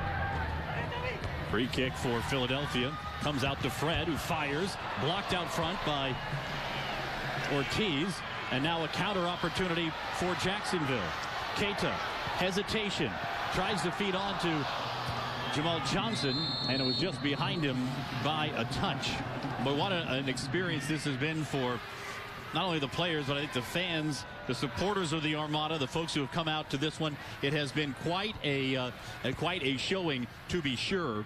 And this broadcast being seen not only here in Jacksonville, but also being streamed out on ArmadaFC.com and Philadelphia Union's website back in Philly, as well as being shown by Armed Forces broadcast. 177 nations with the opportunity to watch this one. They're estimating like 5 million people have the chance to watch this broadcast and watch the Armada make their debut. And so many of them servicemen and women around the world. And we want to take a moment to salute them for tuning in here. And we hope that if you don't have a soccer team, a soccer club team to root for, that you'll adopt the Armada as yours, whether you've been stationed in Jacksonville or anywhere else. Now Keita lost it, tried to get it back in the top of the box. Boy, is he dangerous. He is fun to watch. He is funny. You can never sleep on him. One mistake from the Union back line, and he's right on top of it again. We haven't had much control of the game here in the second half, but you can still see we're still trying to do what we're training to do, which is keep 3 guys up high, keep the center mid wide open. A lot of good space in between the 3 center midfield players. They're not getting the connection of the ball that we would like, but our 3 guys up top are still dangerous as we go here until we win. Joseph Toby with the left foot. And the Jacksonville, call him a guy who's not a native, but he's adopted Jacksonville as his home after coming from Sierra Leone. And he almost extended this 3-1 Armada lead. Here's Fred for Philadelphia. Union, their lone goals. Andrew Wenger in the 24th minute. Aside from that, it has been a very impressive performance by the Armada from the NASL. When the fact that we're contesting now with MLS veterans, like we talked about Sebastian and Fred and Fabinho and a couple other guys that are on the pitch, the game has settled down. It's really kind of, the excitement has gone off a little bit with the nerves that we talked about in the beginning of the game. Now this is more of a true game, and we have the lead, so the Armada's in a comfortable situation, but players are still trying to prove themselves, and players are still trying to get synchronized into the system. And players like Luca Pereira and Remy and a couple of the guys that just came on the field, Toby certainly, because he hasn't been with the group for too long. It's important that we take as many minutes as we have only 20 left here, to continue our preseason mode, as we don't start our season until April. Yeah, the opportunity to play a team of this caliber isn't going to come along. Again, this is the only MLS team on the schedule now. We could see another MLS side take on Jacksonville because the Armada will compete in the U.S. Open Cup. That will be an opportunity. The first opportunity for the Armada would be to play likely against the USL Pro team. But if they were to win in that third round, they could, in the fourth round, potentially face an MLS squad, and fifth round, sixth round, and so forth. And the NASL did very well against MLS sides last year in the U.S. Open Cup, winning 5 out of 11. There were 2 teams from the NASL that wound up in the quarterfinals, and this Philadelphia Union team made their way all the way to the finals of the U.S. Open Cup before they lost in extra time to Seattle at the Sounders home park, which is one of the tougher places to play in the MLS. Well, in the U.S. Open Cup, to a lot of people that are new to the method, the formation of the MLS, NSL, USL, and even men's league, PDL, U.S. Open Cup is equivalent to the FA Cup that you see overseas. Yep. Or the German Cup that you see in the Bundesliga, the Copa del Rey that you see in the Spanish league. It allows teams in the second tier, third tier, or even amateur teams to play into the U.S. Open Cup and play against the MLS clubs, against the NSL clubs. And when we talk about the difference between the NSL and the MLS, it's a very small difference, and it gets proven when they match up in a competition environment. That's been a terrific setting tonight and a terrific performance as well for the Armada with about 20 minutes remaining. And I think we have some more subs coming in here in a little bit to refresh our legs. I would say so. See a trio of Armada players heading down there. It's not easy to go against 3 different opponents, really, as we saw the lineup changes for the Union. As you try to get momentum in the game, you try to settle things down. The next 30 minutes is a brand new lineup coming in, and they're coming in firing at all cylinders.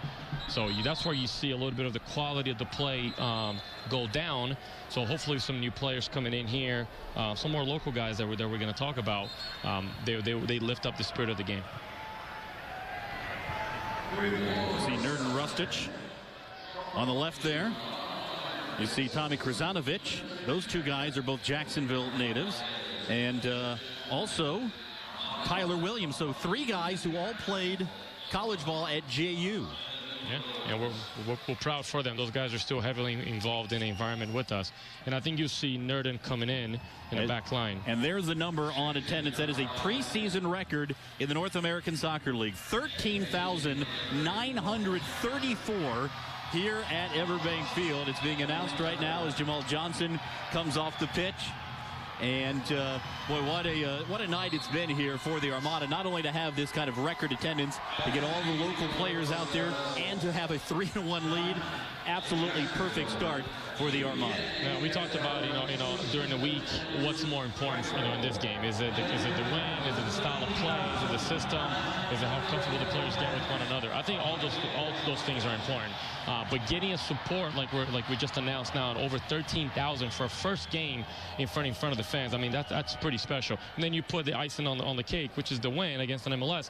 Well, let's not put the cart before the truck just yet. But we still have 15 minutes left to play. But that's pretty exciting that we can get a brand new expansion team in a city that hasn't had professional soccer for over 20 years, and we get 13,000 people following. I think that's pretty special. Yeah, if this doesn't send notice around not only the NASL but the soccer world, if you had any question about whether Jacksonville was a soccer city in the South, this is proof positive.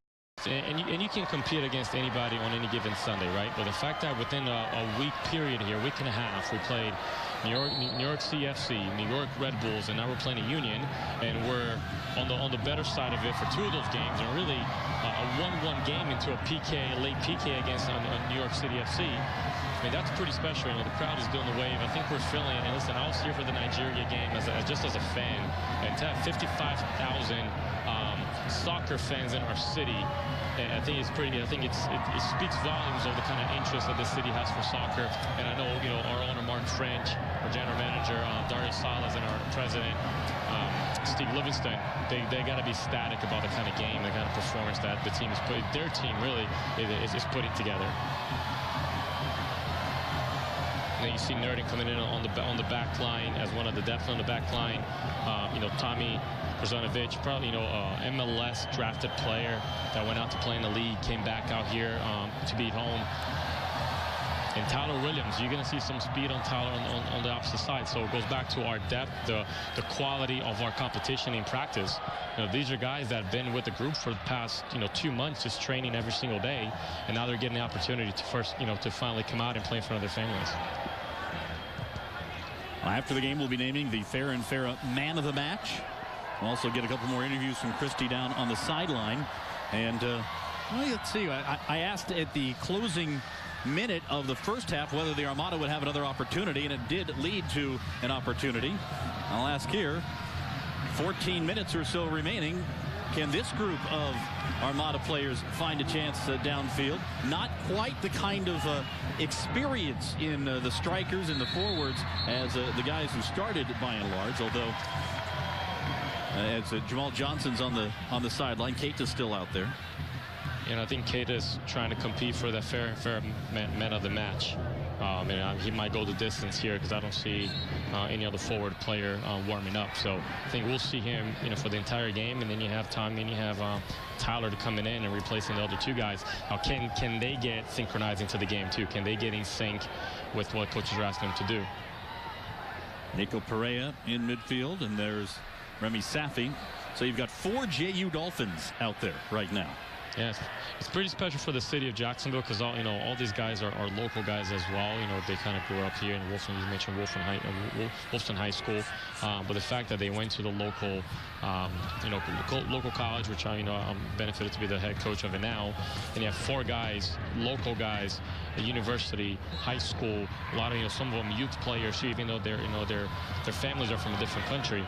The fact that they can put their roots into Jacksonville and they have an opportunity now to play in a stadium like this or play at Community First Field at the baseball grounds when the season starts.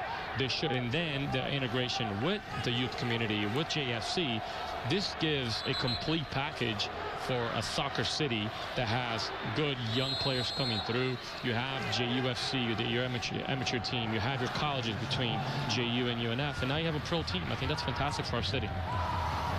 Eric Ayak from Cameroon couldn't get free. Keita gets pushed down, and a delayed whistle. I don't think Keita's making too many friends with the opposing team, nor will he in the NSL. He's very fiery. He keeps working. He's so elusive in the way that he plays. There's no doubt he is going to be a thorn in the side of backlines all around the MLS, the NASL. All the other 10 cities will learn quite a bit about Keita in the course of this year, if today is any indication. Long ball, Keita's in the vicinity. Krzonovic battling for it. No, the positive thing is that we've made some changes. Obviously, the union has as well. But our changes, as you mentioned, maybe they don't have the same experience as our starters. But we've been able to compete even with our reserves, which is typically the issue of a NASL team playing against MLS, is that we don't have the quality of reserves. But you look at the game here. If you don't know who's in MLS, you don't know who's NASL, it's a pretty even game. Well, and again, with the kind of depth that Philadelphia has and the players have out there, mentioned their all-time leading scorer and assist man is out there, Sebastian Too. Yeah. You've got a couple of Brazilians who have played long and distinguished careers in Fred Silva and Fabinho. So there's plenty of talent, but also experience out there for Philadelphia, mixed in with some youth for sure. But that's the same situation right now with the Armada. And again, Armada figures to have 23 players on the roster. They'll have 17 active and available for each game. And in the NASL, as in just about any other league you'll find, 3 substitutions max per regular season match. So depth is important, but not so much in the course of one game as it is over the course of a season, with guys getting injured and getting dings and having to miss a game or 2 here and there. You still want to have enough depth to be able to weather the storm in particular matches. Well, absolutely, and I think the way that we want to play as fast moving as we are, and as much as we want to keep the ball, the players they're going to get beat up. are the front players, which is why we have a lot of depth in those positions. No, I challenge, my question in the beginning of the game was the quality and what we were doing in the back line between Fabrizio and at that time Matt Boehner, and now Nerd has come on. Without the stats to prove it, well, actually, no. If Fabrizio scoring the first goal of the season, the first goal of the game, his adjustment from the beginning of the game in the way that our shape is in the back to where we are now, he's picking up a lot of balls, and he's quietly becoming the most important player on our team for today. There's Fabinho playing it across. Collected there by Tommy Krasanovic. Now a run out. Keita again. Still going at full speed. And when we talk about the similarities between how we want to play and where our coaching staff has come from, the Barcelona influence, Argentinian influence, you look at someone like Fabrizio, not prototypical physique and body to a center back, but he's a very intelligent player. So when you look at the Barcelona team the way they are now, you have Mascherano playing in the back and a center back. He was never center back until he went to play on the Guardiola, and he's maintained that.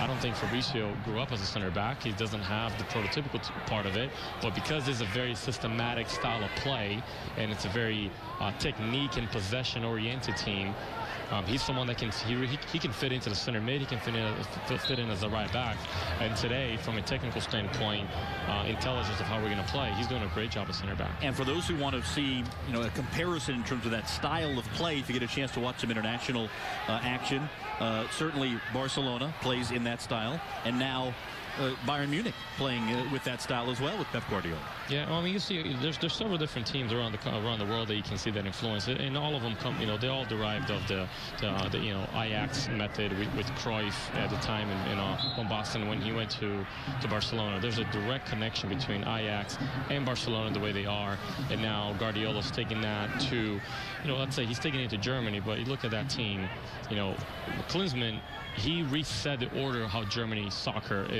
was when he was a coach in 2002. So now there's a new method to how Germans work. Because back in the day, Germans were a lot bigger, a lot more direct, and now they're very technical. You look at the world champions now. That's a young team. Yep. And they're very technical the way they want to play. So between Toni Kroos, Schweinsteiger, that's a tough name to say, by the way. Those guys, they play, and that's why Guardiola went to Bayern Munich, because he had the tools, he had the players there to play his system, which that's not typical, in a German side. And if you talk about wanting to have a goalkeeper who can play with his feet, you look at Manuel Neuer, and that's a great example of the type of play that they envision out of Jaime Castrion. Here's Nicola with the cross. Krasanovic, top of the 6-yard box, but couldn't quite control it. Oh, the JU Dolphin had an opportunity and could not quite get that soft touch. Oh, Tommy wanted that one. I guarantee you he didn't go to sleep last night just thinking about any opportunity he has in front of the goal. And Tommy's a very smart player. He may not be as quick and as fast as some of the, as our starters between, Jamal Johnson and Pascal, but you give Tommy an opportunity in front of the goal. He's a very intelligent player, works really hard at his craft, and I'm glad to see that the Armada have recognized him as a pro, because, we talked about it, and there's a player on the sideline here, little Nico, as he's known, 18 years old, tiny little guy. I had the pleasure to coach Nico when he was 12, 13 years old, and you tell young kids the method of how they have to behave and how they have to act and take care of their body. Nico was a pro at 12. He just wasn't getting paid for it. But his mentality, his approach to the game, approach to the practices, he was always professional, always gave everything to every single practice. And then Tommy's very similar, in that method, how he approached. Tommy's not a young kid; he's 30 years old, but takes great care of his body, takes great care of himself on and off the pitch. And the coaches have recognized his professionalism. Yeah, you were talking about Nico Zaldana, yep, who at 18 has really traveled the world in pursuit of improving his game. He talked about Ajax. He was in the Ajax academy for a time, and certainly has had some wide and varied teaching. Here's Williams trying to get it through. And I think that, goes back to the point of what Klinsmann wants our youth academies to look like. It's a more professional approach. And I know, I personally know the guys over at JFC, and they try to instill that every day. But the MLS clubs and some of the USL and NSL clubs, they're starting to do residency for their players, for the youth players, because you really do. You need to be consumed in soccer at an early age to get the method, the tactics, the fundamentals necessary. Here, our kids are still practicing 3 to 4 times a day, 3 or 4 times a week. That's not nearly enough compared to a Barcelona La Masia Youth Academy kid. I mean, that's twice a day, every day, with video, with schoolwork. Soccer becomes education for them too. Well, Jamal Johnson, a great example of that. He was going to school at the same time within the academy system with Manchester United, and as he kind of would go back and forth between the United States and England, it was just a different kind of setting. Here's a ball hit on, and Sierra right on the spot. Fabinho tried to sneak one past the former La Liga 2, La Liga 3 goalkeeper. Nerden Rustic, another former JU Dolphin, puts it forward. We're in the final 5 minutes. We did not see any stoppage time in the first half, and we await word on whether we'll have stoppage time here in the second. We were told that should the game end in a tie, they would go to a penalty shootout rather than play in overtime.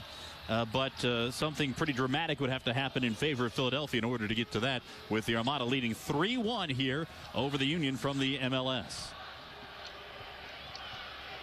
If you put another JU player on the field, it might as well wear green out there. Well, I'd have to send you down to coach if that happened. I think Coach Roy has got that taken care of. I think he's got it. I'll be learning from him this season. Well, I think everybody here in Jacksonville really going to get to enjoy this style of soccer when you have this kind of not only performance but also results. We talk about the difference between performance and results in soccer, as Eric Ayak again tries to get it through, turned back by the Jacksonville defense. Michael LaHood from Sierra Leone. We've had a couple of Sierra Leoners going at it here between LaHood and Joseph Toby now. And there's Toby playing it back to Sierra with inside 3 minutes remaining in regular time. Brzanovic. Now Remy Safi. Chipped forward, and a foul detected as we get inside 2.5 to play. Well, the beautiful thing about what we're doing right now is that it's soccer at its true essence, right? It's why we fell in love with the game. We didn't fall in love with a direct style play. Now, is that effective? Absolutely. Can you play a little more direct? And you have to at times during the game. You got to be multidimensional. But soccer is a beautiful game. It's different than any other sport because it's moving at all times. There's no timeouts. So to stick to the essence of the game, it's really difficult to do that. So when you have a coaching staff that comes from education, much like the Barcelona, that yes, results matter, and they obviously matter at the professional level, but how do you get results? I think that's really important too, and I think the essence, sticking to playing out of the back and under pressure and players moving to the ball in good angles. I mean, that's the essence of football. That's the Ajax way. That's the Brazilian way, and that's now I guess the Argentinian way. For our sake. And it is the Armada way now. It's the Armada way, and it's beautiful. That's why, because our players, they can expect. Come to a game, see the fight that we're showing on the field, playing the style, and if we lose, they won't come out disappointed because they saw a show. We're hearing that there will not be any stoppage time, so we're in the final minute 15 here of the inaugural match, and the Armada just over 60 seconds away from claiming victory. The first chance they've had to be out on the field in front of a crowd and doing it against a Major League Soccer side in Philadelphia. Boy, to say it again, if there's going to be another chance in the final minute, Cole, I think he just might. Well, there might be one coming right here. So Lucas on the ball here. Hopefully, maybe he can get another goal to add up to his preseason tally. Lucas Rodriguez, born in Argentina, moved to Kansas City as a teenager, and has played some indoor soccer for the Missouri Comets as well as playing outdoors. And here is his curling left footer, but it's snagged out of the air by John McCarthy with 30 seconds remaining. Well, I think we can safely say that this is a successful night for the Armada, not just in the fact that we're getting the result with a minute left here, but just the event overall, the success of the fans, the march, the show, the halftime fireworks. I mean, what an event tonight was. And a preseason North American Soccer League record, 13,934 in attendance here. Really a remarkable showing by the city of Jacksonville. And there's the final whistle. The Armada launched today victorious with a 3-1 win. And the supporters here in Jacksonville are loving it as the foghorn rolls and the cannon fires. The Armada start their history with a victory over Philadelphia Union. Well, what a great performance from the Armada, from the home team. Having gone against 3 different teams, 3 different 30s, and then getting the result of the end, hold on to the result of the end. That's great. A fantastic performance by the Armada.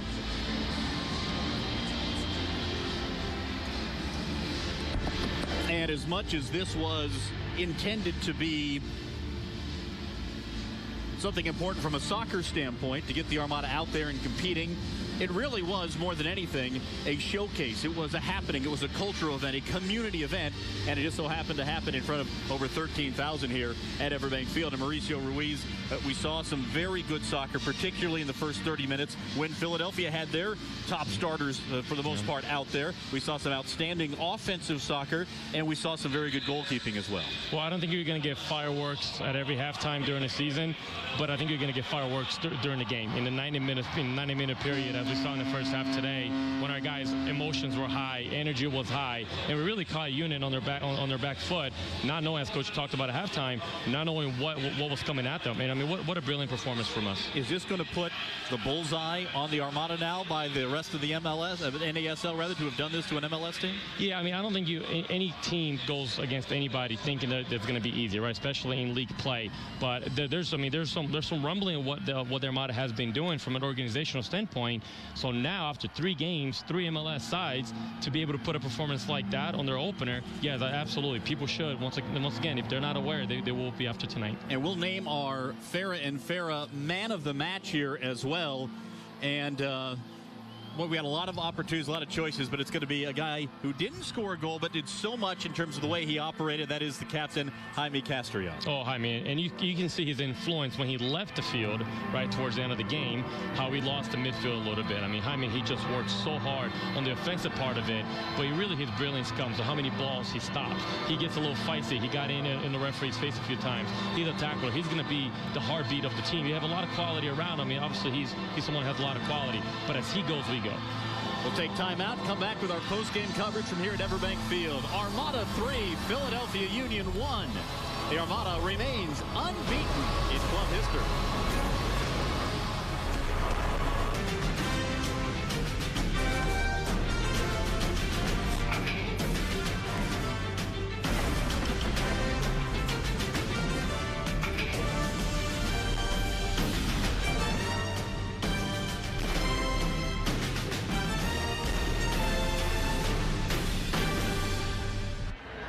Welcome back here to the post-match report here at Everbank Field as we wrap things up after a 3-1 victory by the Armada over the Philadelphia Union. Cole Pepper along with Mauricio Ruiz, the head men's soccer coach at JU. It has been quite an evening for all involved. The Armada with a 3-1 victory in front of an NASL preseason record crowd of over 13,000. Let's head down to the field, see what the players had to say about it. Christy Andauer is standing by with a couple of guys. Christy? All right, Matt, tell us, what a great finish to your first ever match with your teammates. Take us through your thoughts right now. Yeah, I mean, it was definitely a great game. You know, we wanted to come out here and put on a show for the fans. You know, the support's been great. And we really, you know, we really just wanted to continue to build on our, you know, success from Thursday, and you know, the process is ongoing. Awesome. All right, now we're going to bring in this local tie, Tommy Krasanovic. Great game. Thank you.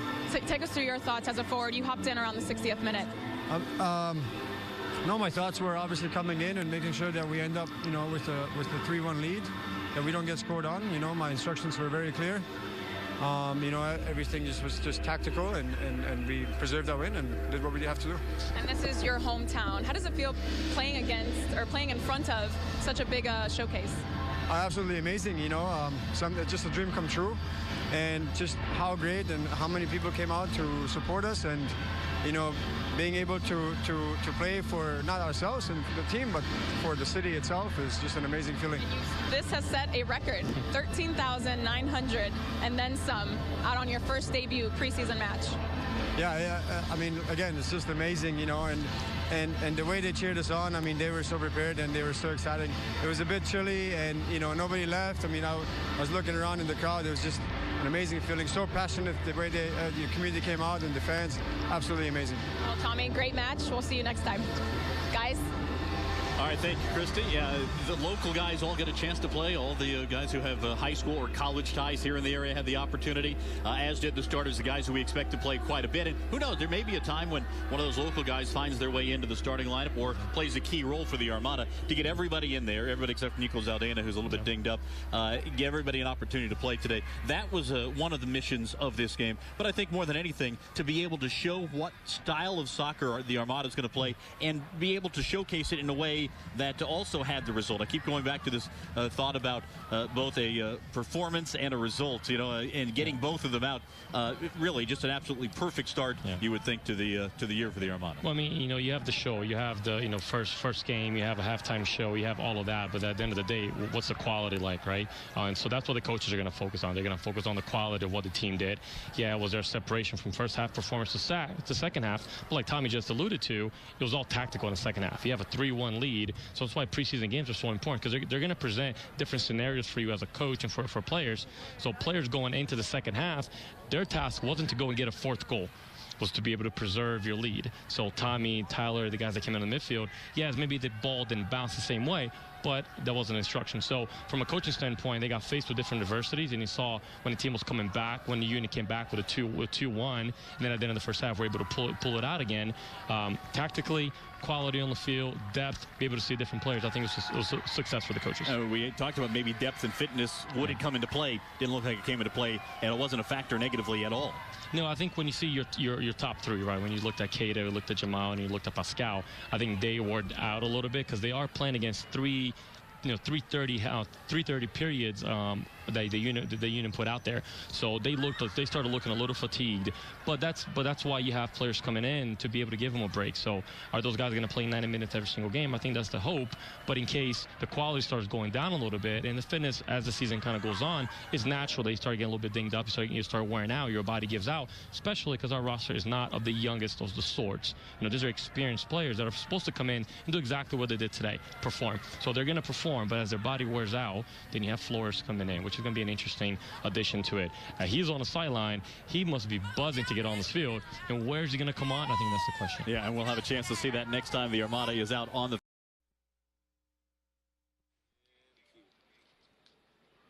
Well, an impressive performance for the Jacksonville Armada. A 3-1 victory over the Philadelphia Union to start things here in Jacksonville. Mauricio Ruiz, we saw early scores, early goals from the Armada. They were able to, in the first half, really control tempo and pace and opportunities, have some good goalkeeping as well, and then in the second half, they protected the lead. Yeah, you know, and Miguel was busy, as I imagine he's going to be throughout the whole season, having a young back line. I don't think we're done with players coming into the squad. I think we're always going to keep looking to improve, and we talked about the depth in the midfield. Because of the way we want to play, we need additional players there that can replace the current players and maintain the level the same. We saw a little bit of the opportunity and the depth up top. That's where I'm willing, you know, I'm looking forward to seeing what is our back line going to look like. I think from a fullbacks, Toby came on for Lucas, they did extremely well. But from our three options at center back, is that about as strong as we're going to look? Are those guys going to get better? And my comment early in the game, that our back line looked a little bit wide open, right? It got better throughout the game. Fabricio, you know, really stepped in. Maybe after the goal, he got a little excited, but he really stepped in. And Miguel's organization and his maturity in the back, they're going to fix their problems. They're going to fix whatever they needed to fix today, and they're going to get better from it. Well, let's take a look at the highlights from this one. The first ever inaugural match for the Armada. And off the short corner early on, this is just after the 7-minute mark. Fabricio Ortiz scores the first goal for the Armada, able to put in to make it a 1-0 Armada lead. And then Keita, who was very active at 6 shots in the game, and this one found the net. Keita is a guy who's going to certainly be a thorn in the side of defenses all across the North American Soccer League. Philly able to come back, though, with the 24th minute. Andrew Wenger from Shannon Williams able to put it past Miguel Gallardo. And then after being taken out of the box, it was Lucas Trejo with the penalty kick at the very waning moments of the first half. And that made it a 3-1 ball game at halftime. And in the second half, it was the Armada with their defense really getting it done. Possession time really was lopsided in the Armada favor in the first half, and you see there it was almost a 50-50 game as it all boiled down. Fouls about even.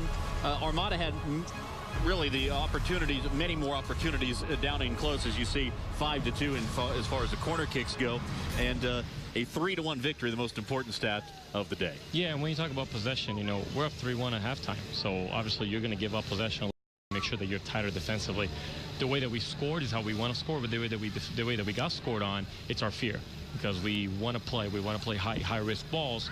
We lost the ball in the final third, 1 pass, 1 goal. So that needs to get fixed, and you will get fixed. But when you're up 3-1, then all of a sudden you're not playing that high risk ball anymore. We're playing a little bit safer, get your numbers in behind the ball, and then you're able to play a little bit deeper in, a little bit more closed in the middle. Then the possession changes. One stat that is not on that particular stats board, and it is this: 13,934.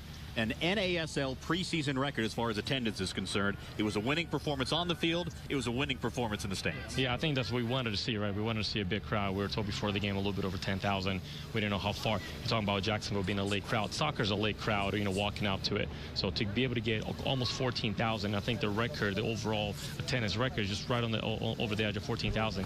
For our fans, for our franchise to be able to see that the city has that kind of a stamina behind soccer that can sustain 20 years of vacancy of soccer, almost 30 years really of vacancy of soccer, and to come back, I think that goes a big testament of what the organization has done in this past couple of years, and then today should really kind of catapult us over the top. And if you want to be a part of things going forward with the Armada, season ticket packages are available.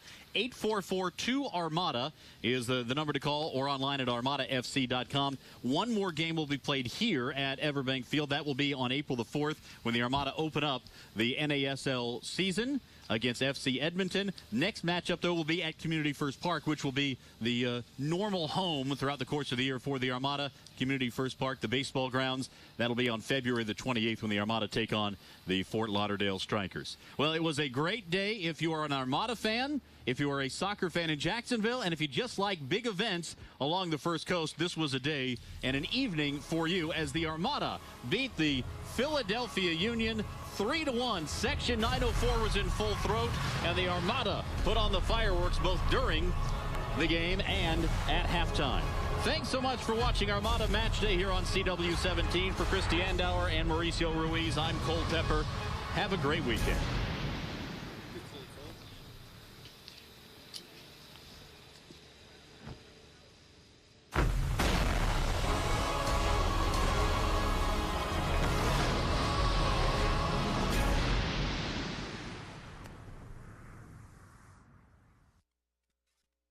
Attention local musicians, perform at the 3rd annual One Spark Festival for your chance at 2 $15,000 cash prizes.